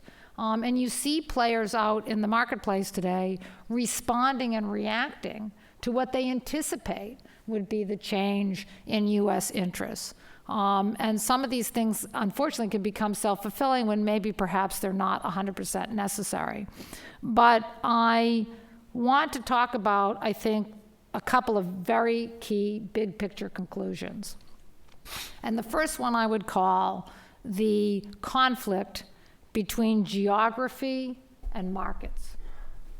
So in looking at the status quo scenario, and even looking at the Middle East peace scenario, one of the big things we see is that there are countries that have key geographic advantages. Russia has a key geographic advantage to the European market. The Middle East has a key geographic advantage to be a global swing player. But because of these geopolitical barriers that we see, and the panels will talk about this afternoon, some of that, either will come to bear or not come to bear. And one of the key variables in whether that geography gets exercised or not exercised is going to be the position of the United States on these issues. And I think in Washington, there's really not enough understanding of that. There's too much focus on what some particular captive interest, whether that's the petrochemical industry or some other domestic industry, feels about the potential, and not enough understanding of the fact that as Americans, we also need to think about our national security, about the strength of the global economy, our relationship with our allies and major trading partners. These things are also extremely important and actually affect the future of domestic industries in a much bigger way than maybe they give credit when they go up to the Hill to testify. For 3 decades, the United States has been the proponent globally for free trade and open markets. And the key conclusion, I think, of this study is that that position has not only been correct, but that now that we have more energy abundance, we need to stick with that strategy, not abandon it. because the benefits to the United States is that we can finally now exercise these desires we've had for 3 decades that we've had difficulty managing because of the power of petro producers and their ability in recent years, up until recently, to be able to try to influence events on the ground in Europe or in Asia and other places through the lever of energy supply. We do not want artificial barriers to investment in oil and gas resources around the world. That's not what's in the United States' interest. It's not in the interest of American consumers. It's not in the interest of American power. It's not in the interest of the stability of the global financial system. And the United States now has the opportunity to play a critical role in ensuring that these artificial barriers to open trade flows and open investment ends perhaps permanently. And we need to not get bogged down in parochial interests. We need to see the bigger picture of how our role in the market can enhance this picture for us. The interesting thing about the liberalization scenario and the drop-off of long-term contracts in the natural gas market is that that's one of the scenarios that provides the highest flows of U.S. exports globally, and also secures higher domestic production for both Europe and other regions of the world. And so it enhances the energy security of almost all countries around the globe that are major economies. And I think that that's really a key takeaway from the study that needs to be recognized. It brings lower prices to all. It doesn't have a major effect on U.S. prices. The United States market remains the sort of cheapest cost energy supplied market in the world. And I think as Ryan Lance of ConocoPhillips really, highlighted, American consumers can both benefit from this continuation of the supply of competitive energy prices in the United States because of our geographic location and because of the high costs of conversion to LNG and the shipping of LNG. The United States will remain a competitive market for manufacturing and other industries because we will have a cost advantage, and that we don't have to worry about losing that cost advantage because the costs of shipping natural gas worldwide will be sort of like a bumper or a barrier for us in terms of protecting our own domestic economy and keeping our advantage, but we can still have these geopolitical benefits that I'm talking about. The other, I think, thing that the study shows is that these exports and where they go are really going to be able to strengthen our relationships with our allies and also give the United States an important role in the economy in Asia. And I think that that's also very important for long-term U.S. interests. As an aside, because I've just recently been up on the Hill talking about this export question, there's this belief somehow that we're just going to, close our borders to some commodity or another commodity, and somehow the sort of cheaper price in the United States won't be transmitted abroad. And this is completely incorrect thinking.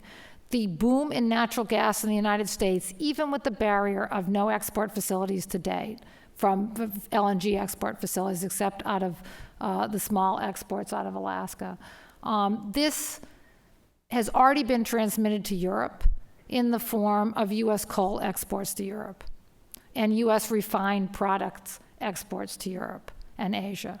And so we are exporting energy, and all we're really arguing about is the form of the energy that we're going to export. Are we going to champion free markets in everything, or are we going to specifically have these bottlenecks that create distortions in the global market and distortions in the U.S. economy by picking one fuel over another that we're going to export? I think that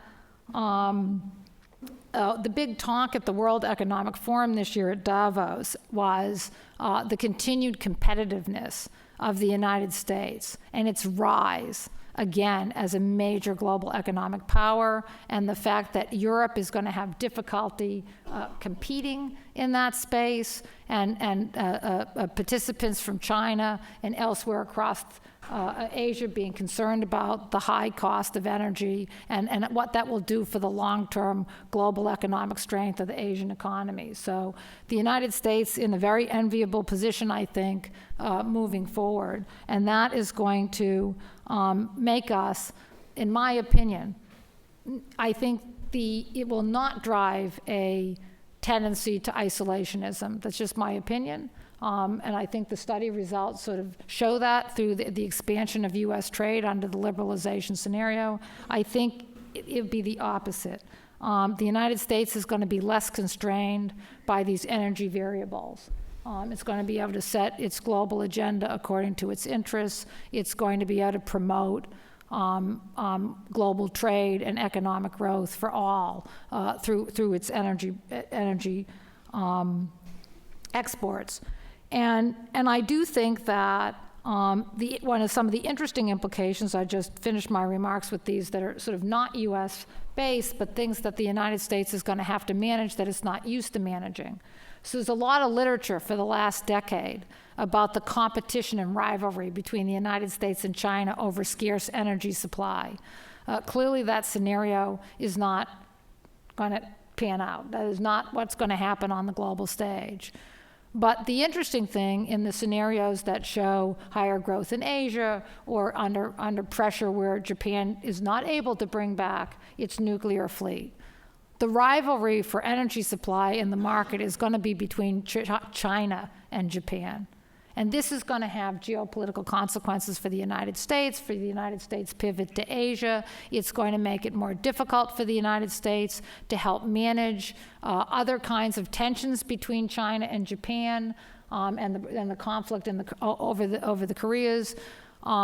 These tendencies in Northeast Asia that have already been activated in a more threatening way, I would say, or in a rising temperature way over the last year, are going to perhaps be deepened by this change of status in terms of energy, concerns about energy supply, and having the United States step in as a supplier and as a country with strategic stocks and ample storage facilities for natural gas that can help smooth out seasonal swings, not only in the United States but globally. How the United States manages these issues will have a huge impact on how this global problem of the rising tensions between China and Japan develop over time. And I would say my last point would be that, again, this understanding now globally that China is going to be the country that's most dependent on supply that can get disrupted. So fearful about disruptible supply from the Middle East and elsewhere is also going to change the China-U.S. relationship. China has had this great advantage today where it can take a non-constructive or a non-supportive position on U.S. efforts to bring more stability to peace talks in the Middle East. They can be an arms supplier to unstable regions in the world and have it not affect their continued economic growth and the strength of their government among its population. But as we move out in time, as China becomes more and more dependent on global supply for its economic growth, and the United States has this competitive advantage of our abundant supply in North America and our strong relationship with Mexico and Canada, and the seeking of free trade agreements that Meghan mentioned in her talk, China's going to be the country that's greatly disadvantaged geopolitically.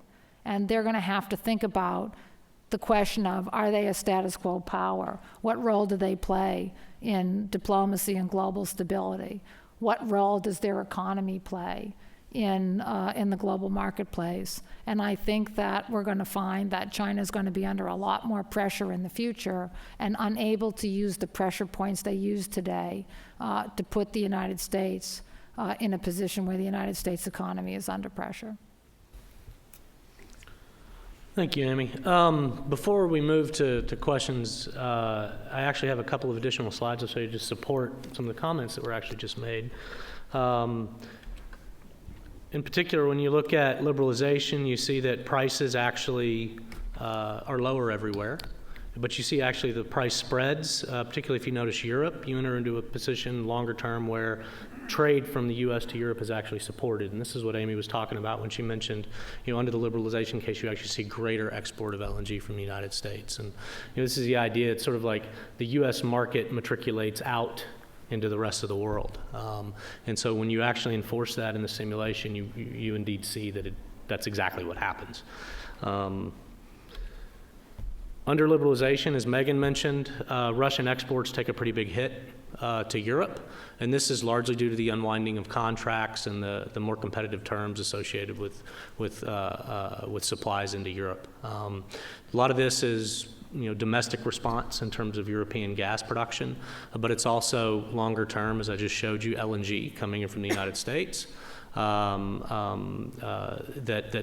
really serve to sort of dampen Russia's role in the future European market. Now, again, interestingly, this was the only case where the Russian market share was really hampered in a significant way. Environmental policy, and this was, ironically, when you start talking about let's raise the cost of shale production, let's, increase demand because we're going to raise the cost of coal effectively. This is the case where you see big increases in the price of natural gas, but basically what's happening is you're moving the margin at which you would switch from gas to coal, and so, demand responds in spite of prices being higher. In fact, they're sort of moving up together. And in fact, what you end up seeing is a deeper market that results as in this particular scenario. You see, very robust trade from the United States to Asia, but much more robust than in any other scenario we ran, trade from the U.S. to Europe, which is an interesting outcome, but it owes to the fact that you have no domestic shale development in Europe, so you basically cut that off in this scenario.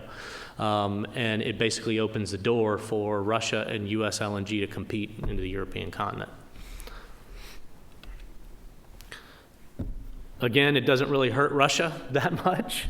As you can see, long term, their volumes to Europe actually grow. And in this case, they actually rise to just over 35%, which is a pretty strong position in the European market. So again, as Megan pointed out, right, this is where environmental objectives run headlong, potentially into national security and energy security objectives. And I think it's something that not many people in Europe have maybe given much pause to think about. But it is an interesting outcome of this particular scenario that I think should at least cause people to pause and scratch their heads a little bit. On the export, what we sometimes refer to as an export push case, but it's really the idea that Asian buyers in particular and European buyers in particular are coming to the United States and Canada, and they're willing to sign supply agreements with U.S. suppliers to sort of really underpin the development of more and more liquefaction capacity, really over and above really what the market signals long-term bear out.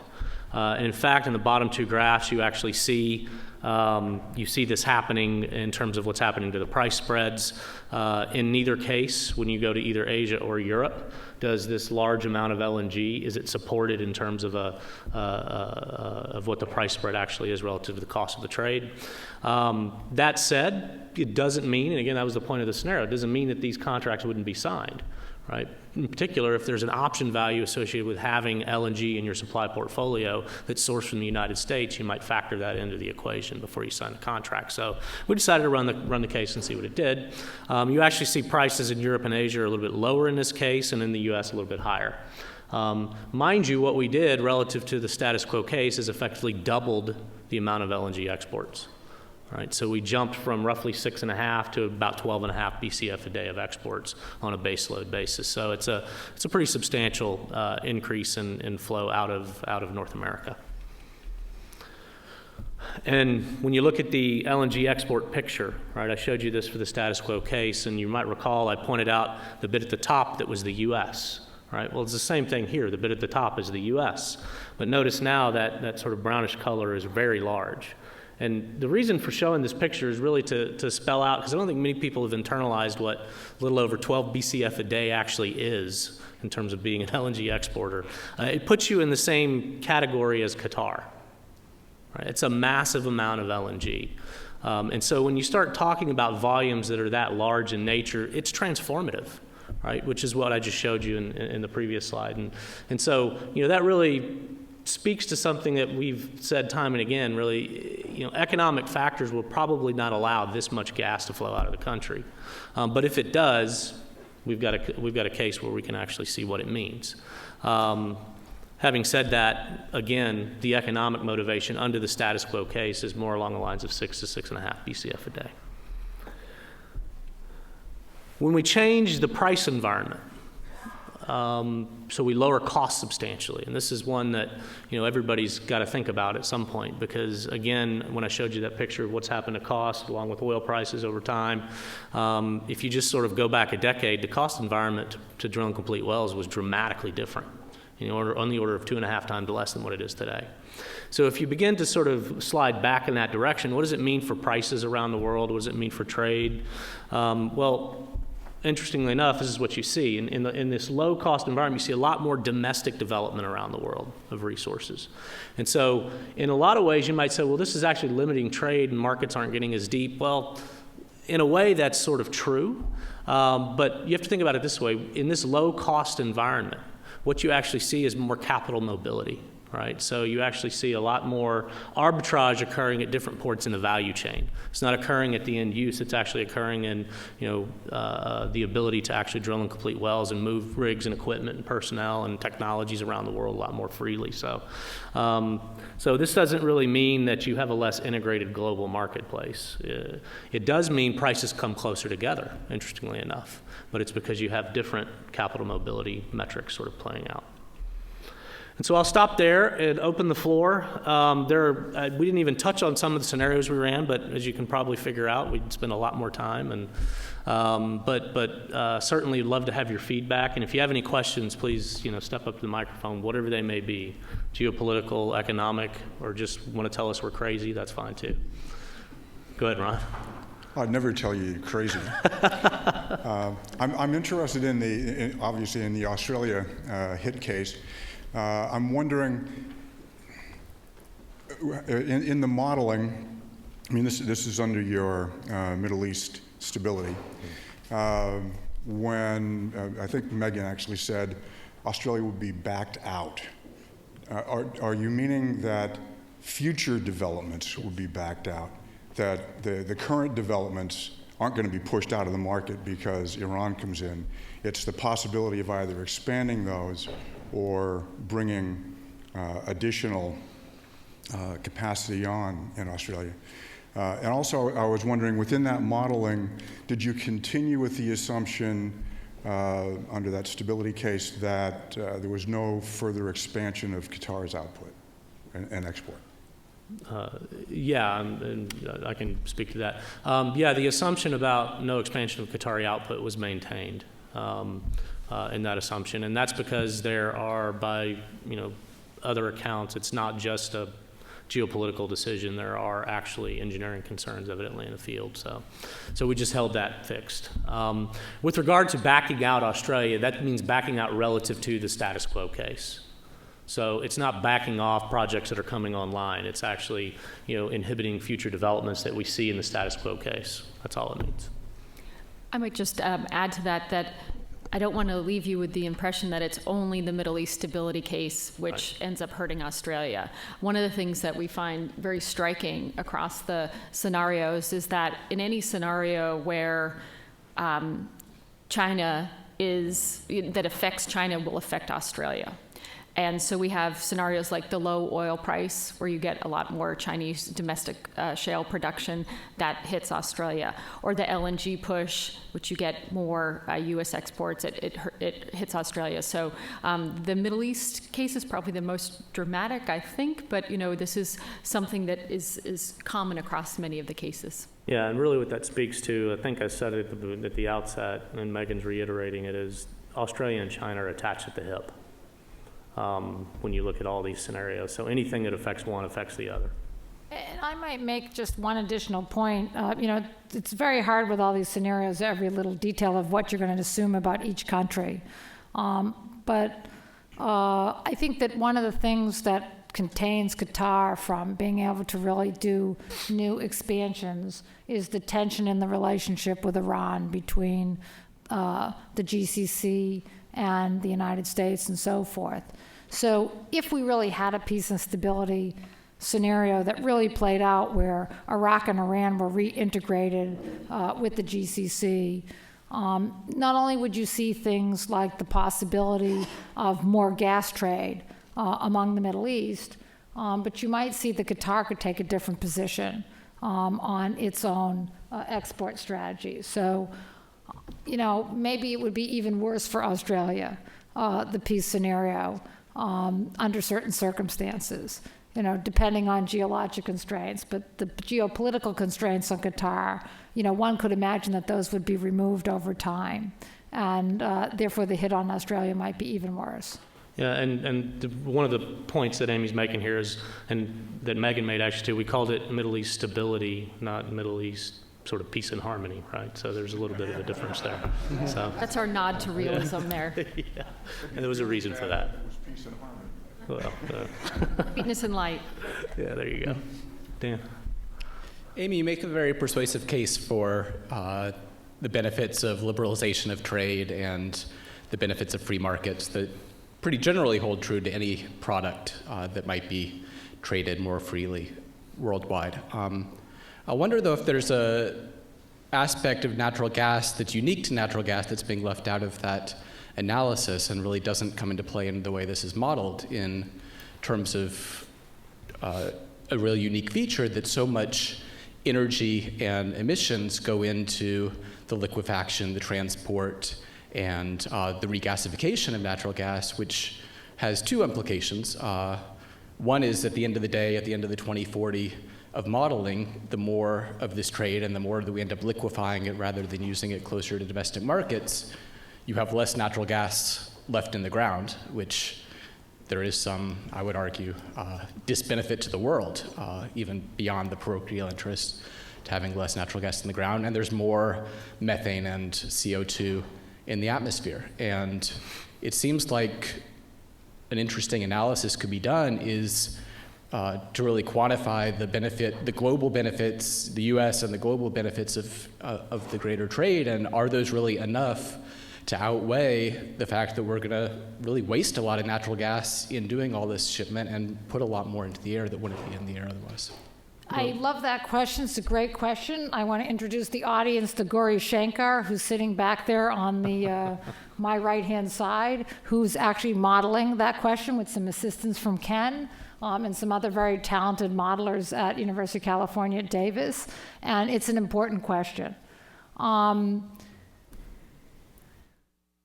I think that a lot of times, I'm called upon to talk about the trade-offs between environmental issues or economic growth or environmental issues and free trade. And there is this belief, I think, that somehow if we could keep more energy under the ground if we don't trade. And you see that come to fore with this current debate today about Keystone Pipeline, right? And, it definitely deserves a study. We're putting major effort on that study, and we have a lot of talented people working on that study. And so I hope in a year I have a better answer to the question where I can just take a slide from Ken and Gauri and and your work and answer the question. But in the meantime, this is what I would say, and I think with Keystone it's very clear. When you don't eliminate demand for energy, and you create physical bottlenecks to the free movement of one particular commodity or another particular commodity, all you do is cause market distortions. And one of the market distortions that was created by the lack of exports of natural gas today is that Europe is burning a lot more coal. And that is causing emissions to go up dramatically in Europe, and it's causing a real crisis within the EU Commission and among European states about what the path forward is and how to continue to promote renewable energy, how to stop this coal use, whether Europe made a mistake not doing its own shale gas faster. I mean, the debate at Davos was intense on this topic, and you would go to dinners and hear different people who are both working for the EU Commission would stand up and argue with each other about what the best path forward is. Right. But what I would argue could be very distinctly different from natural gas than for oil is that a huge amount of natural gas and emissions and energy use would go to the liquefaction and would go to the boil-off that would happen. That's very different from the case let of me oil. jump in there just real quick about the model. The energy use associated with the natural gas that's actually used in the liquefaction process, and natural gas is lost in boil-off if you're not putting it on a Q-class tanker, because a lot of the large LNG trade actually recycles boil-off now. That's actually captured in the model. So the economic cost associated with that gas volume is actually accounted for, as is the gas volume itself. What's not accounted for is the non-priced or non-market costs, which you're talking about. The externalities, the emissions those would be that go with potential all that. environmental costs, yeah. And so that's what Amy was referring to that we're working on with Glory back there. So it's. But also, I think my point is, and that's why it takes another computer simulation. So, what this study doesn't capture is how many people then shift to coal, or how many people continue to use increased amount of coal, and what's the emissions of that, or, whether it's renewable energy that wins. I mean, it's a complicated answer to do the life cycle analysis, and looking at the life cycle analysis of natural gas, whether it's moving out of the country or not, and what other kinds of fuels get used in the countries that would have used it, is really just too complicated to just make the assertion that I have this emissions that comes from a particular part of the export process, and I know that that's higher. Because we have to also... I don't know what the answer is, but there are unique issues here. You also have to assess what is going to be used in other places, what is or isn't going to be shipped, right? And I mean, just to talk about unintended consequence, for 3 years, I've talked about the unintended consequence of blocking Keystone Pipeline being that material was going to move around by rail car with a lot higher emissions and a lot greater danger to the public. And the fact that people still can't see that is just unbelievable to me, especially since I live in a town where the rail car comes through the town. And the idea that anyone in this industry would spike a rail car that's not equipped to handle a liquid that shouldn't be in that rail car, and that my friends and relatives are going to get blown up, is an unbelievable risk, which would have been completely eliminated if we had the Keystone Pipeline. So with all due respect to just doing carbon counting from one little place in one location, it's a global carbon count, and we have to do the carbon counting globally. Right, but we don't know what the answer is, but I think what's unique here that doesn't apply to Keystone is that you have boil-off of a gas that's 25 times as potent as if it was, if the methane was burned to CO2. You've got to understand that the boil-off rates are not astronomically high, first of all. And actually the new class of LNG carrier recycles boil-off or uses as fuel on board the ship. So, those issues are largely being abated by the adoption of new technologies. To the point on liberalization, though, because I think this is a very important point that you can sort of make anecdotally looking backwards. Imagine what the situation would be if the U.S. had 8.5 BCF a day of export capacity, so the 6 terminals that have actually received certification, and Fukushima happened now. Price in Asia would never hit $18. Right? That's the point about what liberalization and open markets and avenues for trade actually mean. And then the implications and market implications for Japanese in that particular case, and Asian buyers in general in that particular case, are absolutely enormous. Because right now the cost of electricity in those countries, the cost of natural gas is skyrocketing, and it's doing tremendous damage to the competitiveness of their heavy industries. So those sorts of things would also have to be counted in this kind of a discussion. Sure. Okay. Oh, sure. I'm interested in the group's views in this global discussion on free trade and not picking winners and losers, in whether there should be a global cost to carbon and how countries together and then maybe more locally, such as the US and China, should think about both the cost of carbon and then sort of more localized particulate matter and air pollution, which I understand is sort of a topic of the day in China, more so there than it is in the US. I think in terms of human health and short-term, near-term risk, the latter pollutants are definitely the most relevant. So when you talk about China, in terms of how they're going to rank the costs associated with these pollutants, it's going to be the particulates, it's going to be the SOx, the NOx, the things that actually are affecting people right now, right?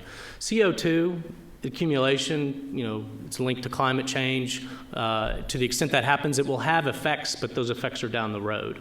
Right? They're not immediate.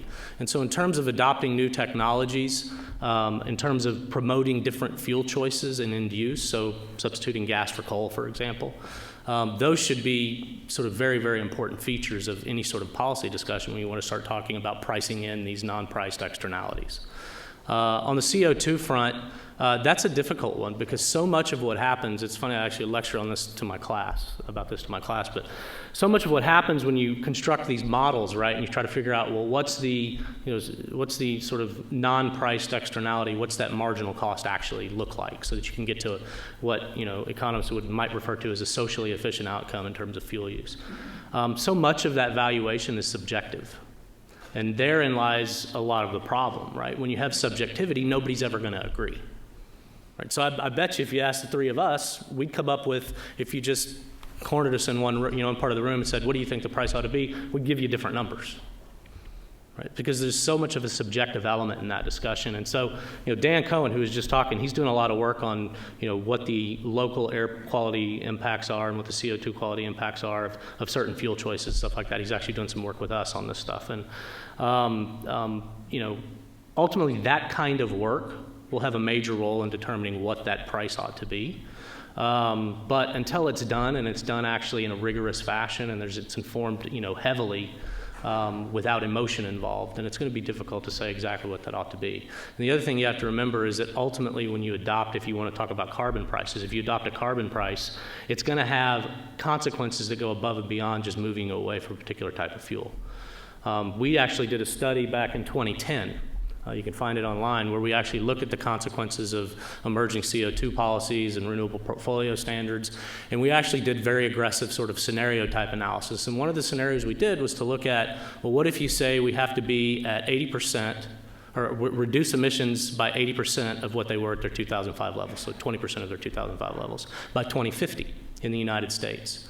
Well, you can do that, and you institute a program where you're capping emissions so that you get down to that level gradually. You see that CO2 price ends up rising, and this is allowing for the adoption of CCS technologies and all sorts of other things, right? CO2 price gets up over $200 a ton. And what that does is it actually forces heavy industry away from areas where this carbon constraint's binding. And so the U.S. hits the target, but it does so at the cost of all of its heavy industry. And then you have to ask yourself the question, okay, well, you accomplished one goal, but at what cost, right? And that was the point of the study, so I encourage you to check it out. I don't know if you guys want to add anything to that. I think, oh, go ahead. No, I think I would add, clearly there needs to be a global carbon regime, and I think, maybe Europe's experience with cap and trade has not been so positive. So it's hard to see how you're going to do it without a price that maybe is less cap and trade driven, but perhaps if it was a global system, it would work better. California's experimenting with trying to incentivize investment. But I think the other piece of the puzzle is not just pricing the externalities. Of course, that's very important. But it's also something which people are starting to talk about calling the new energy architecture, right? Which is sort of the increased role of distributed electricity systems in replacing aged, centralized power stations and other kinds of systems, thinking more globally about lifestyle choices and organizations of urban setting and urban living, as we have this giant migration, not only in Asia, but, around the world of people, millennial generation, sort of, living more densely. And I do think that there's a lot of potential, especially we can see here in the United States between Hurricane Sandy and some of the extreme weather, in the advantages of restructuring how we regulate electricity, how we integrate cleaner sources into the system. Europe's struggling with that too. And I think that there's just a vast potential as we do a build out for the rising demand in Africa and Southeast Asia, of thinking more creatively about how to structure the future of electricity. And there's a lot of thought being going in that through the UN and other institutions. People tend to say, we can never make that kind of transition. You don't understand the scale and how long it takes to turn over infrastructure. But I'm a big believer that the impact of policy and market signals from policy can really make a dramatic difference. And I know it's very customary to say here, based in Texas, that everything California is doing is stupid and it's not going to work. But there's a tremendous amount of innovation coming out of the Bay Area and in this area of big data analytics and how it serves the energy industry, and with new technologies that might not make an impact this year or next year, but in the long-term trend of how we buy and sell energy, how you're going to use energy inside your house, and how it's going to be related to your vehicle and your other uses of transportation, is really going to change generationally. And I don't think it's an exaggeration to say that I grew up with a telephone that was connected to the wall. And I hope for my students who are here and for my own children that the drama, that dramatic change that will come out through the energy system, not just through the capture of the price of carbon, but through this new way of thinking about the architecture of moving forward of the build out of the energy system, will be able to be as radical in the way we're able to control the high polluting aspects of energy use. Through technology change, the same way the smartphone and Twitter has changed the way people communicate with each other in the younger generation across borders. Okay, I'm going to have to cut it there because we're out of time. Hopefully your questions will be relevant during the panel discussions, which are going to be very rich and vibrant. And I know, Tatiana, you're going to be one of the panelists, so you can address hopefully whatever you had to ask. But